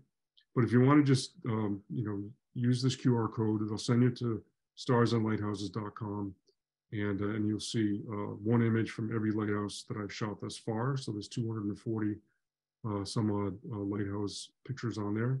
And then the bottom one is USA starsandlights.com. That's a new website that I started last summer around the time of the Today Show. And that's got about 1,000 images. That's a more comprehensive collection than the starsandlighthouses.com. So those are 3 websites you can visit. I'm sure most people have already visited USLHS because that's the sponsoring entity of this talk. So, are you guys still with me, or did I put everyone to sleep? So, are you still there, Jeremy? I'm still here, David. So anytime you're ready, you can come out of screen sharing. You know, it's funny you say that, because when I do presentations like this, as you're doing it, you can't see anybody else, right? So you're sitting there by yourself doing the presentation. I know what it's like, and I'm always relieved when I come back and see that everybody's still there. You've held the audience really, really well. You know, one thing I was thinking of as I watch this is that I have visited most of these lighthouses myself, of course, usually pretty much almost all of them during the day. and seeing your photographs, it's almost like seeing them for the first time. So, you know, it's absolutely amazing, and so many good comments in the on the chat. It's too many to read out loud, but I will mention there are a couple of positive comments about Sanibel, about how the beach was just reopened there, and I think it was Selena said something about thank you, David, from Sanibel. We can make this happen, make it happen. So I wanted you to hear that. But David, I can provide a transcript of the chat to you to say, make sure you read all the comments later. I can see them. I'm looking at them right now. Okay, but I'll give you the transcript as well. So I want to mention that Mike Vogel, president of the USLHS, is here. Mike, I didn't realize you were here at the beginning, but thank you for being here. And certainly you can say something if you'd like, but Henry Gonzalez, the vice president of USLHS, has requested to say something before we go into the Q&A. So go ahead, Henry. All right. Thanks, Jeremy. And wow. Basically, I guess I just want to kind of say that I hope you've all gotten a sense, obviously, about the beauty of his images. Okay, not just the lighthouses, but the stars, the Milky Way, and so forth, but also about the passionate work that goes into his nighttime photography. This isn't like daytime where you just go there and you don't need permission and there's nothing to do with the lights and so forth. Hopefully you've gotten a sense for the amount of research he does, the logistics, the timing that he has to work around, so what was it? No full moon. He's got to be there at the quarter moon or something like that. Of course, you don't want to have clouds in the sky. You don't want it to be raining, right? The lighting, having people there to assist with the lighting so he can get the Rembrandt effect. I mean, to me, a lot of it almost sounds like preservation. Okay. It's not bricks and mortar, but he is preserving these images for history. And that's why we, the society, again, partnered with David. We saw this the first time we saw him down in New Orleans. And what's the society about? It's about history. It's about research. It's about education. It's about tours. And you kind of got a little bit of each one of those tonight. And again, all of his images are going into our archives. And like he said, there's a lot more lighthouses to go. Great Lakes, the Gulf. I saw a couple of people say, hey, come out here to Washington and Oregon. Don't forget about us here on the West Coast. And of course, I've been talking to him about going international eventually. We're going to have to figure out how to get Ruthie over to Europe, but that's another story. But like he said, again, if this interested you, don't worry. If they haven't been to your favorite lighthouse, he's going to get there. But if you know people who know people, if you know people who have foundations, if you know people who can help with donations, if you want to make donations, et cetera, buy his books, buy his prints. It'll help continue this project for many more years to come. So thank you for that. And Jeremy, back over to you.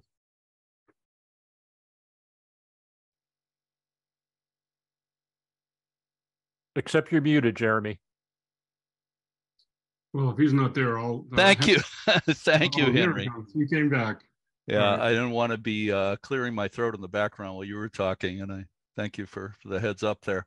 So I just wanted to mention, maybe you've seen them already, David. There were a couple of questions in the chat that were asked kind of early on. One of them was the moon in one of the pictures was stunning. I'm not sure what picture, she said Michigan Lighthouse.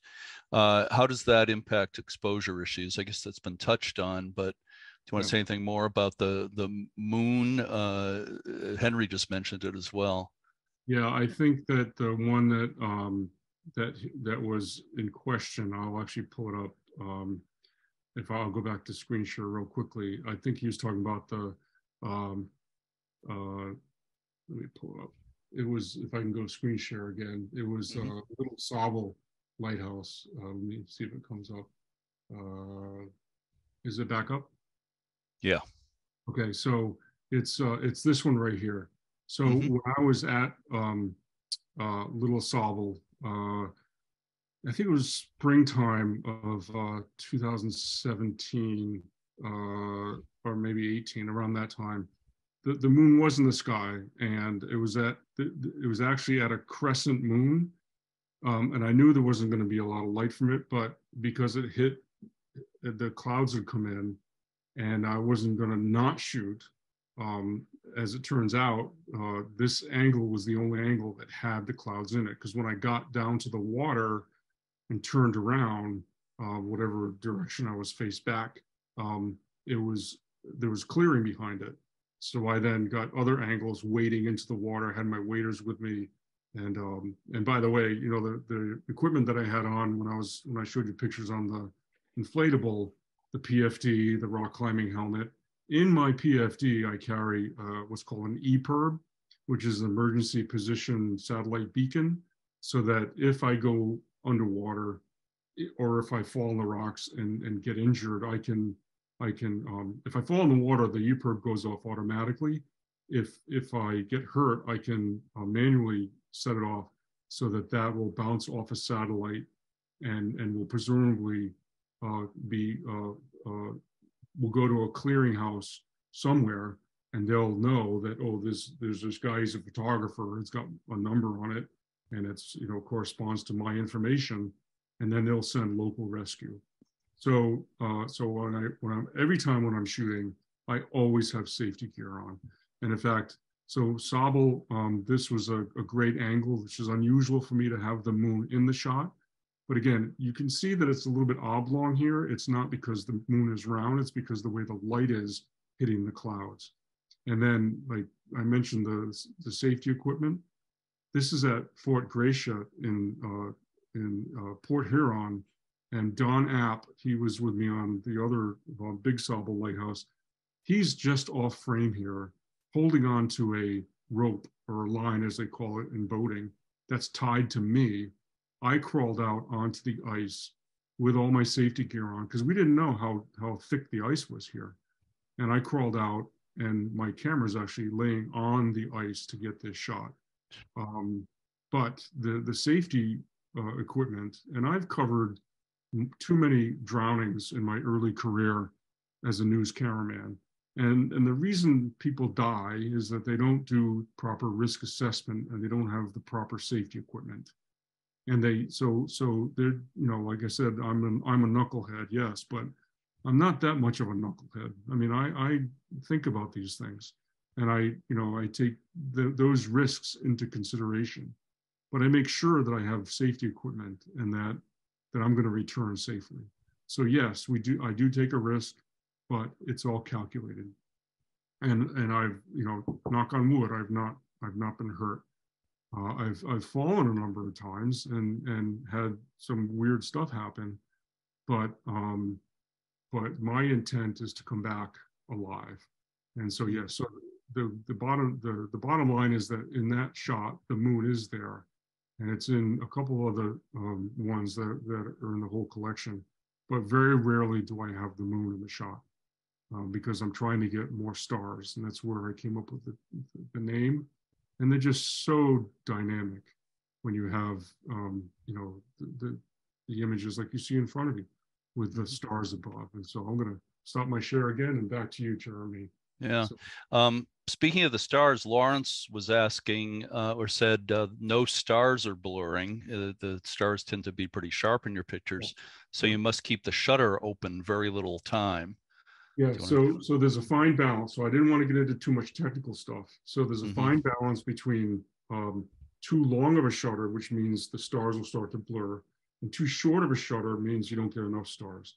So the sweet spot is to try to get a 20-second long exposure, 20 seconds. So before I start shooting, before I leave the house or before I leave Ruthie, I preset my cameras. So the ISO, so that the sensitivity setting of the cameras. When we think back of the film days, remember on the film boxes, there would be a number. It used to be ASA or had DIN for Europe. Well, they combine that to be ISO, so it's an international standards organization rating on the film. So film had very specific numbers. So color film had 24, 64, 100, 120, 200, I think. That was it. So that was where you set your light meter.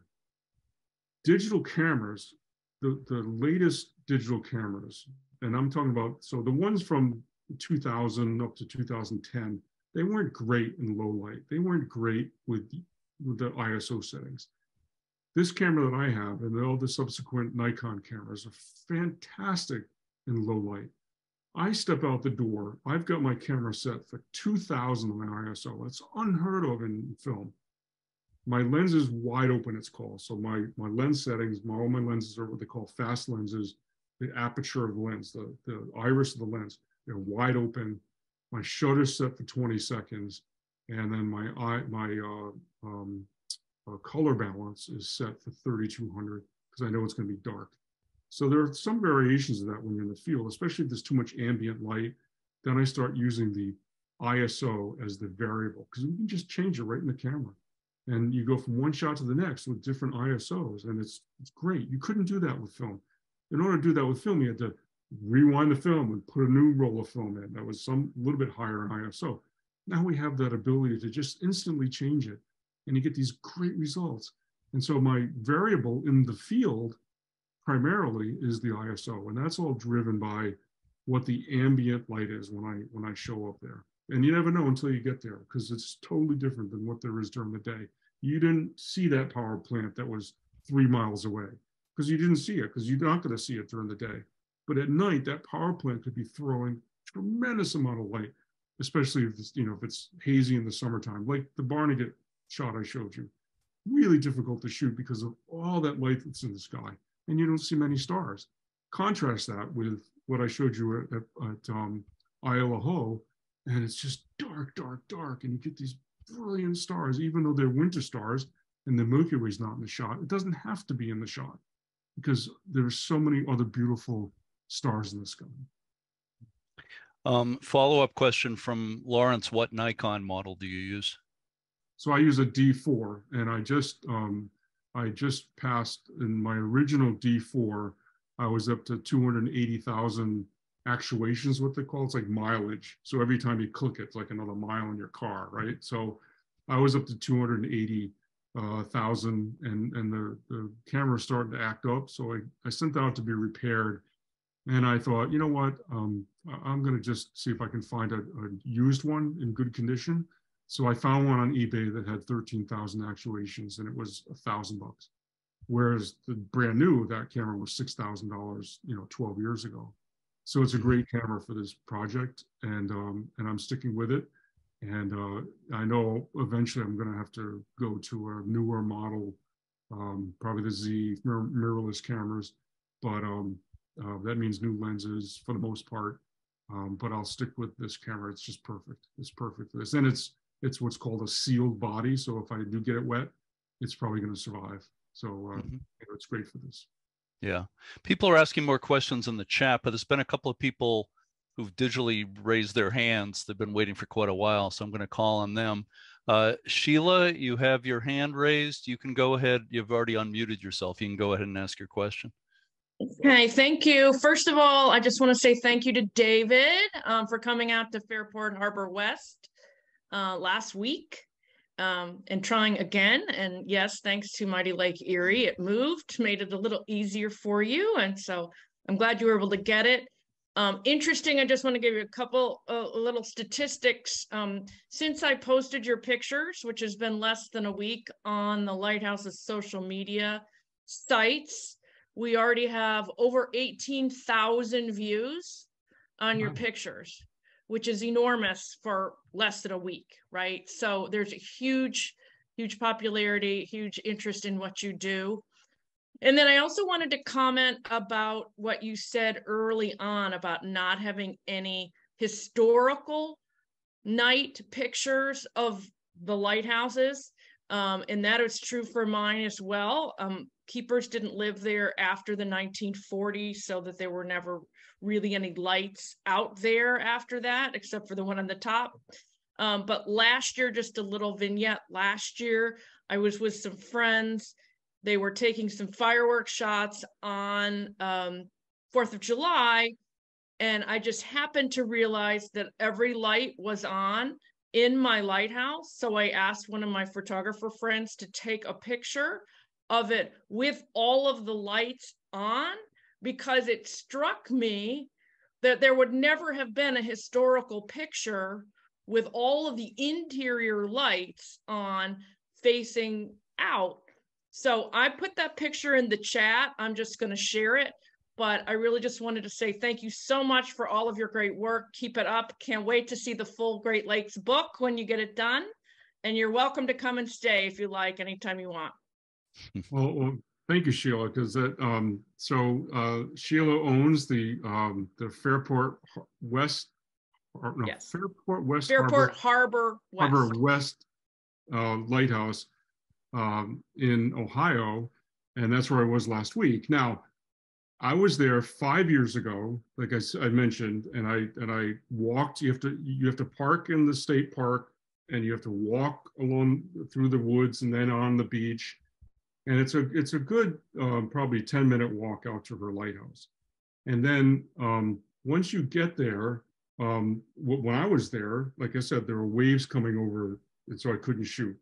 So last summer, Sheila and I were emailing back and forth. I don't think we ever talked on the phone, but we were emailing through Facebook and everything. And I said, look, I'm going to be going out there. I'm ready to come out.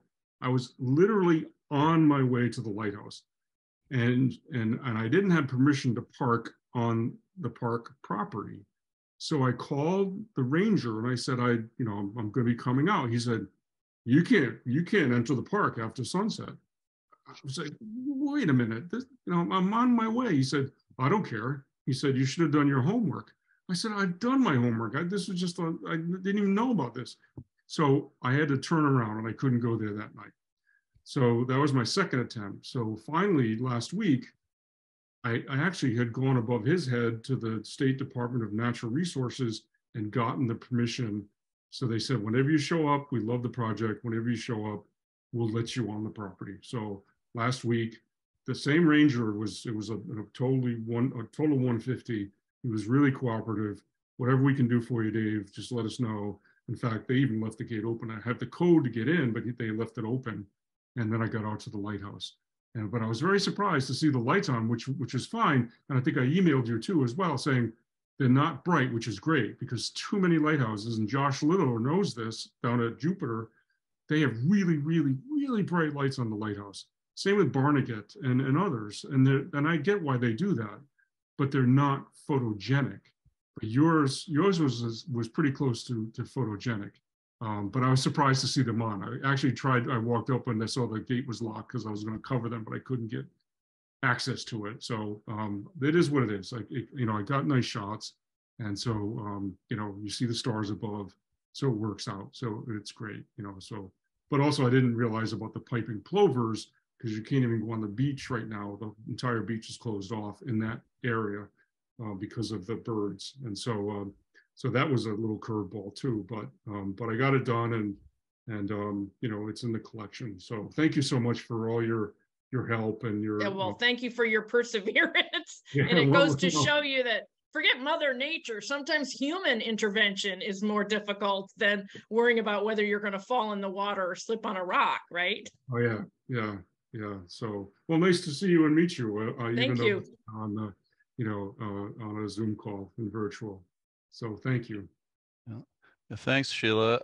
Gary Martin, who's a great photographer in his own right, has a comment or question. Gary, you can unmute yourself. Hi, David.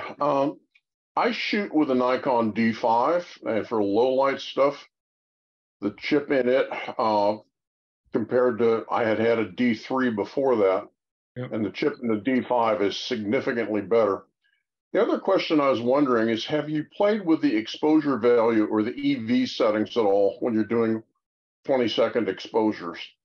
I've found that with my D5, if I'm about 3/4 of a stop under, I get better color saturation on the chip. Well, I'll take that under advisement. Maybe I'll give that a try. I have not usually played with the EV, and I never really ventured into that in my entire 40 years of shooting pictures. Well, of course, digital pictures are only the last 20 years or so. So I haven't played with that at all. But I'm always open for new ideas, and that's maybe something I should look at. Might be worth a try. Oh yeah, absolutely. Great presentation. Thank you very much. Thank you. Thank you, Gary. We're going to wind things down pretty soon, but there's a couple more questions in the chat. And I know, Selena, you're waiting as well, but the ones in the chat have been here for a while. Let me get to a couple of those. Let's see. Wait a minute. Okay. How big a light do you use for lighting? There's a question in the chat. No, it's a great question, actually. I've actually been migrating to much smaller lights lately. I have been using 1 foot square lights. They're my television lights that I use in the TV work. And I still carry those with me. And so they're called light panels 1 by 1, and they're battery operated. So everything I do, they're all LED, they're all battery operated. I just got a company called Lume Cube, Lume Cube, Cube. They have smaller lights. Sometimes they're just not as powerful as what I need, but they're great. I use them down at Bolivar Point to put them in the stairway. I use them at Sapelo, same thing. And then for the drone, I have same company, Lume Cube, these really small, they're 1-inch cube lights. I mean, that's where they first started selling their lights, called cube lights. And these things are really, really small. I purchased a structure, just armament, if you will, a couple arms that go on the drone, and these cubes attached to the drone. And so when I'm not using those on the drone, I've been able to put those, like when I mentioned Isle of Ho, I just put those in the rooms in the lighthouse, just pointed up at the ceiling, dimmed down to almost nothing. So that's the key here, is that I've got these great lights and they're very powerful, and I could light everything up like there's no tomorrow.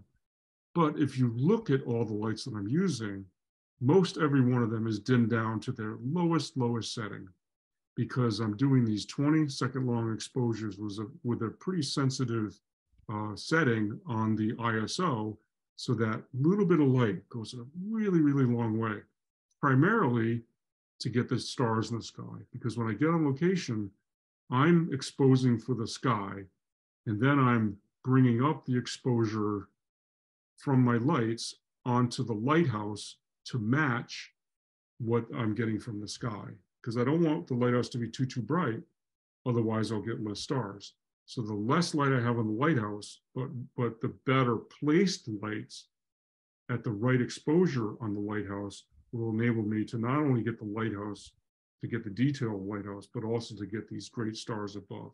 Now, when I sit down and edit, the pictures look nothing on what we call latent pictures. Like the raw picture looks nothing like what's going to happen in the end.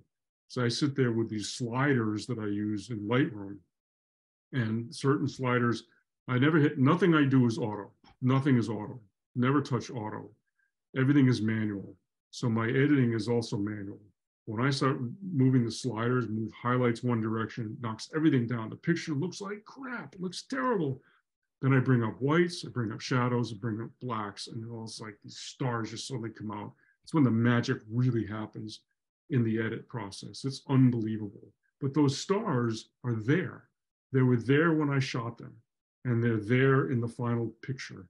But it's amazing and wonderful when you sit there editing. I love the editing part, because I know that what I get in the field is going to become magical when I'm sitting and editing. It really is an important part of the process. Mm-hmm.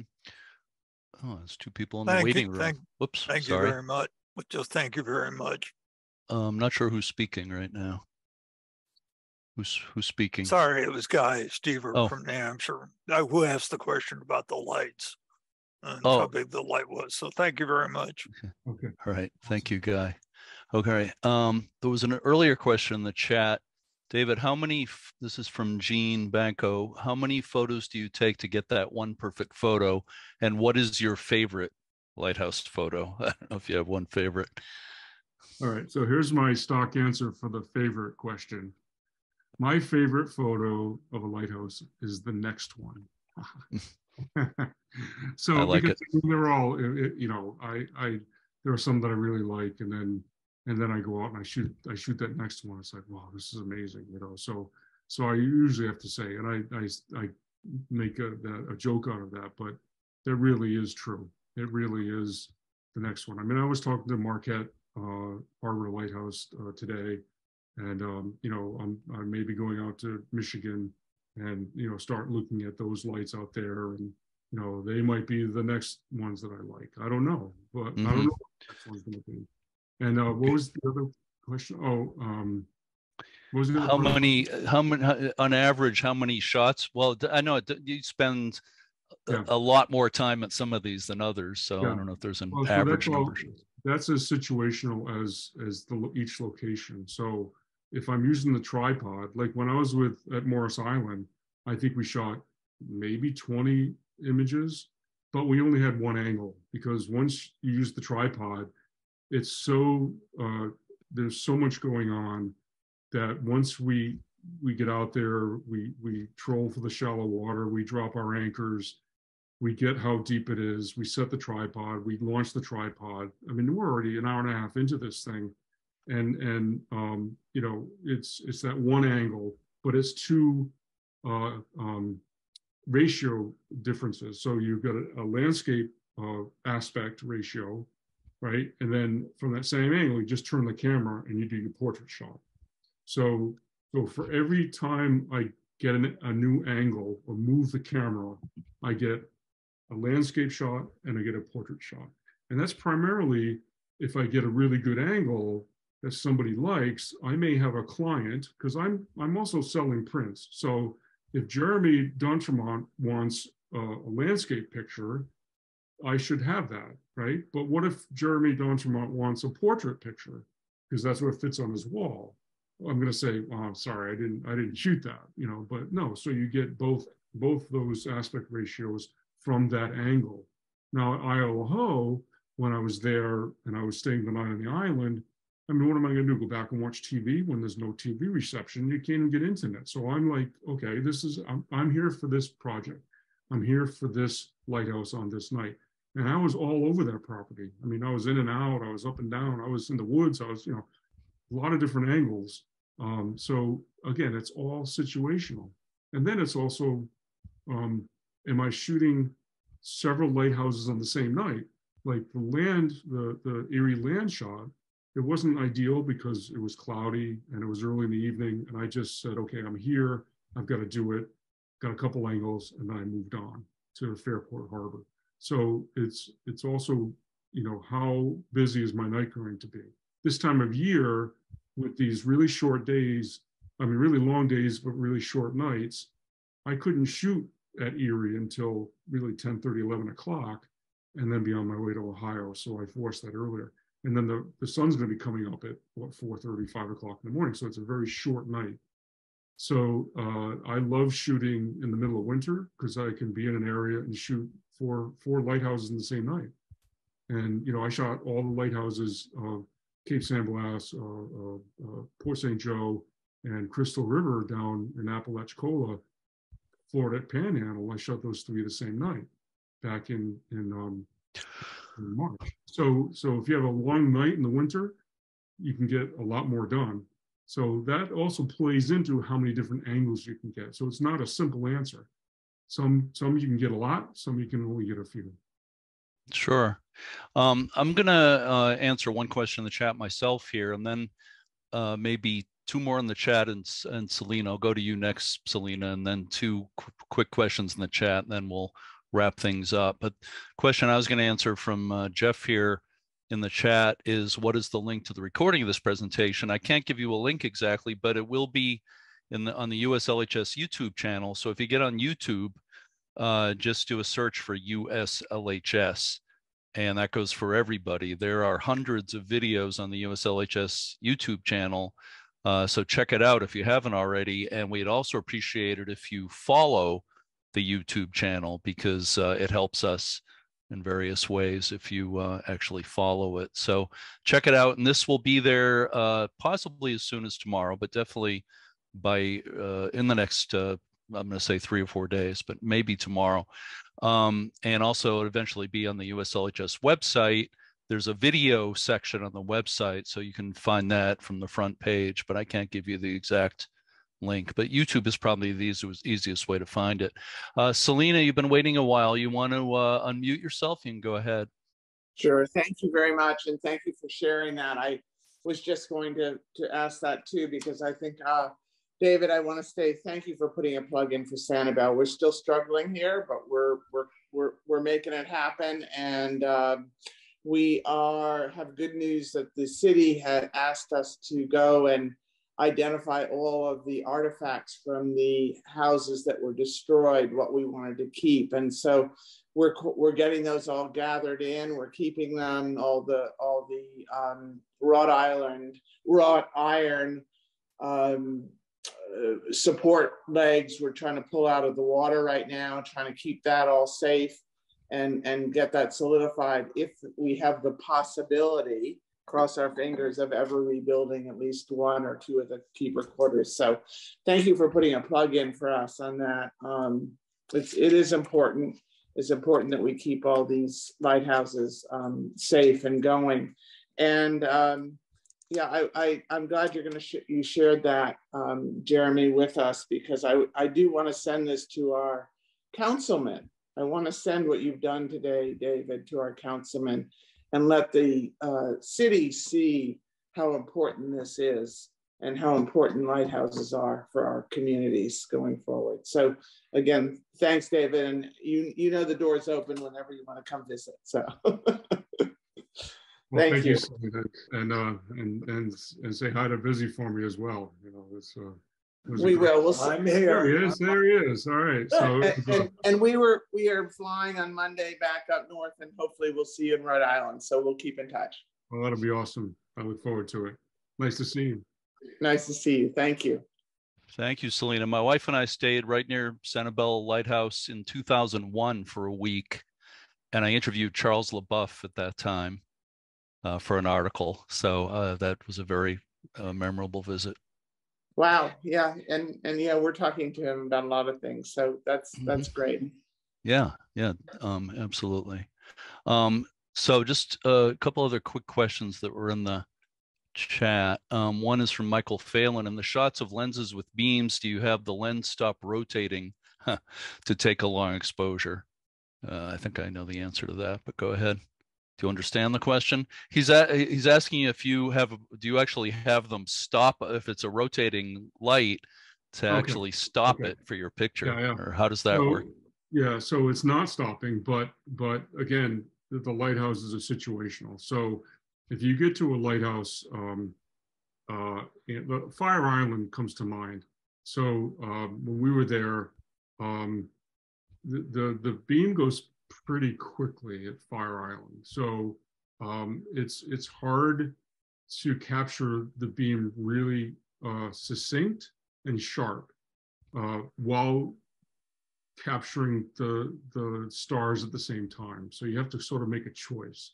Do I go with a faster shutter speed, which would mean less stars, or do I drag the shutter a little bit, meaning go to a longer shutter so that that beam is now, instead of being sharp, it's more wide, but you get some of the stars. So many of the Florida lighthouses have these really wonderful beams, but they are just flying around. Like Hillsborough Inlet that thing is just like, and it's one of the brightest lighthouses in the world, but it really moves fast.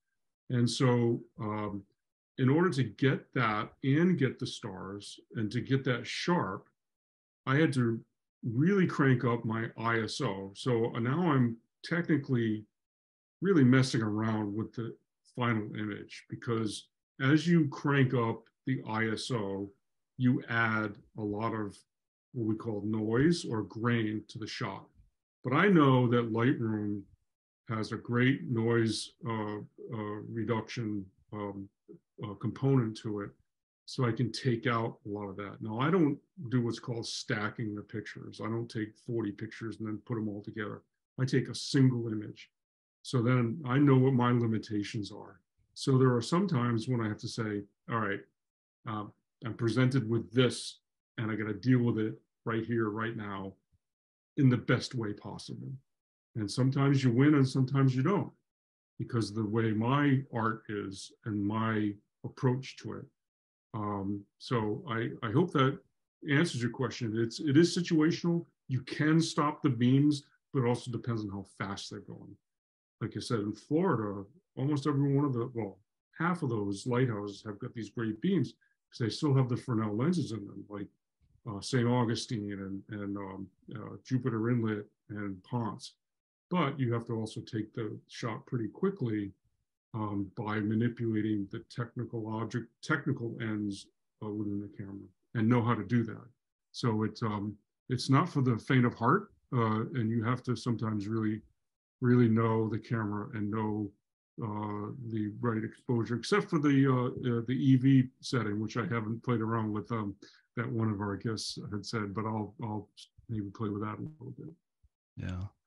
Well, let's take just one final question from the chat, and then we're coming up to just about 2 hours, so we'll wind it up then. But Bill Lindsay asks, how likely is it for a quote amateur to be able to get officials to turn off their lights? And you were talking about the time you spend on the phone and everything, so I know it's you go through a lot to achieve what you need to achieve at these places, but I don't know if you want to say something about that. Well, it does take an inordinate amount of work. And I did a lot of this work prior to my relationship with the United States Lighthouse Society. So I'm getting to the point now where the pictures I've taken after our relationship was formulated in 2018 almost equals what I had taken prior to that. So I took, 166 130 lighthouses prior to the relationship with the United States Lighthouse Society. So that was stuff that was on my own. So that was possible. The problem that I'm even running into now is that even though I have the credibility and the reputation of the United States Lighthouse Society backing me up, I have had people push back, saying, no, I'm sorry, we can't let you in there, because if we let you in there, we're going to have to let every other photographer in. Coast Guard's done that to me. The CEU in Warwick, Rhode Island won't let me out to the Warwick Neck Lighthouse because they said, oh, if we let you out there, we have to let everyone else out there. So even though, there are times when I do get no, and you have to say, okay, well, I guess I have to give up on that lighthouse. But I am persistent, and especially when you run into rangers who tell you no, and then you have to say, okay, well, there's got to be ways around this. And so it takes a lot of working the phones, getting the right person on the phone, begging. But if someone tells me no, I'm not going to just walk on their property. I know, because of my 40 years in television, I know the laws of trespassing, and I know the laws, of personal property. And so I don't sneak onto properties. I've never done that. And I hope to never do that, because that just goes against my ethics. And I hope that answers the question, but it's a matter of being persistent and just sometimes, begging to the right person, and then if they say no, then you have to respect that, because I have been turned down by several lighthouse private owners, and you have to respect that. So that's I know that's a long answer. It's complicated because it's not that easy, but you have to, believe and let the person that you're trying to get that permission from let them know that you really believe that you can do the best job better than anyone else. And hopefully they'll listen to you.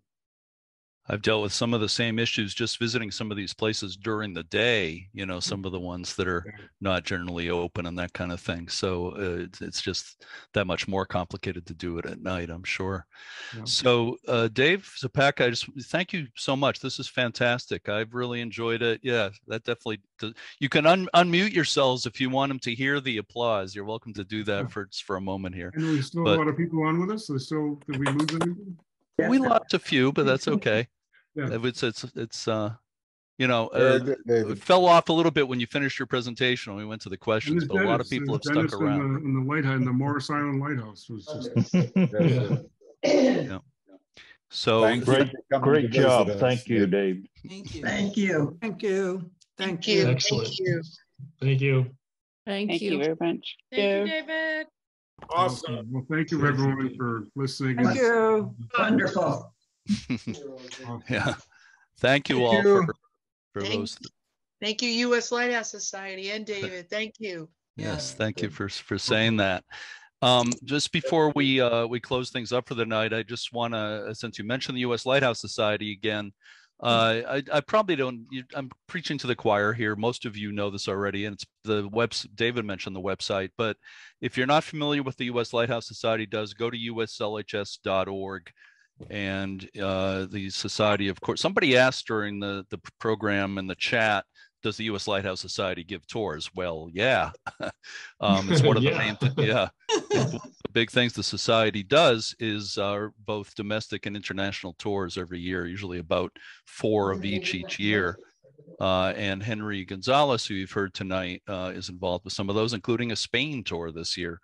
So check that out. The tours are amazing. I went to Ireland last year. I just led a Long Island, New York tour for a few weeks ago.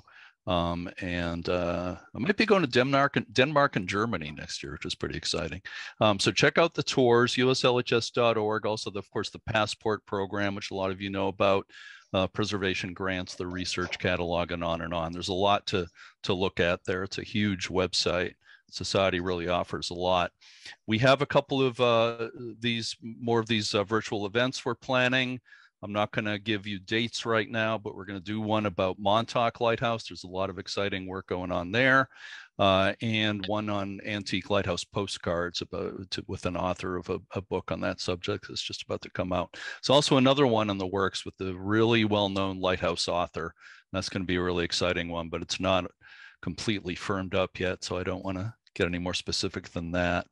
Henry, you want to say anything else? Or Mike Vogel? I'm not sure if Mike is still here or not, but either Mike or Henry, if you want to add anything before we close shop for the night. Henry, let me just jump in with a quick comment and a little bit of a sad note. There is a very, very good lighthouse photographer who has inspired many of us with his pictures, Bruce Roberts. He just passed last week. So all of us in the lighthouse community are a little sad. Yeah. A real loss to the photographic record of American lighthouses.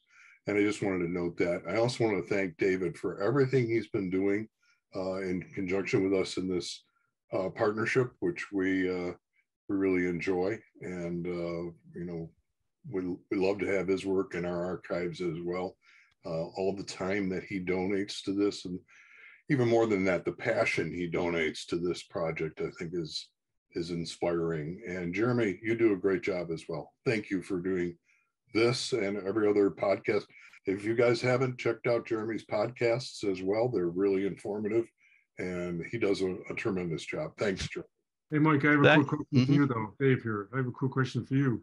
Are you working on the Buffalo South light, and is that going to be lit, or is that just an exterior renovation without a new light in it?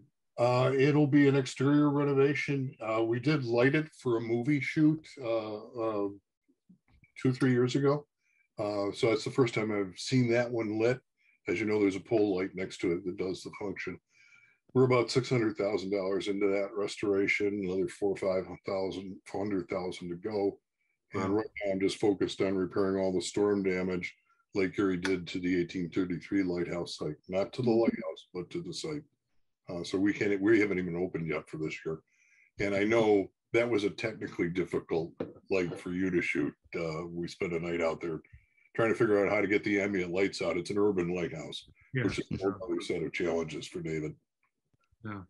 Yeah, Mike, you got a group of us out to that lighthouse last year. That was exciting. It's a really interesting place, really is. Thank you for mentioning the podcast. I appreciate that very much, because I kind of forgot to mention it. So I'm glad somebody did. But the podcast, for those who don't know, is called Lighthearted, 2 words, light space hearted. Many people have lighthouses in their hearts. There's about 240 episodes. Mike's starred in a couple of those. So by all means, check that out. And I hope some of you will listen to that. So let's see. I also thank you for mentioning Bruce Roberts, Mike. We posted something on Facebook yesterday about that. I was really sorry about that. I knew Bruce for a long time. Helped him with some of the books he did over the years. So that's a great loss to the Lighthouse community. Thank you so much, David. This is absolutely fantastic. It's one of the best events I think we've ever had. And yeah, thank you so much. And we'll be in touch, I'm sure, about a lot of things. And thank you all for attending tonight. And again, watch the USLHS YouTube channel if you want to see it again and or pass word to your friends about this. It will be posted extremely soon. So thank you all. Have a great night, and we'll see you next time we do something like this. Take care, everybody. Thank you. Bye.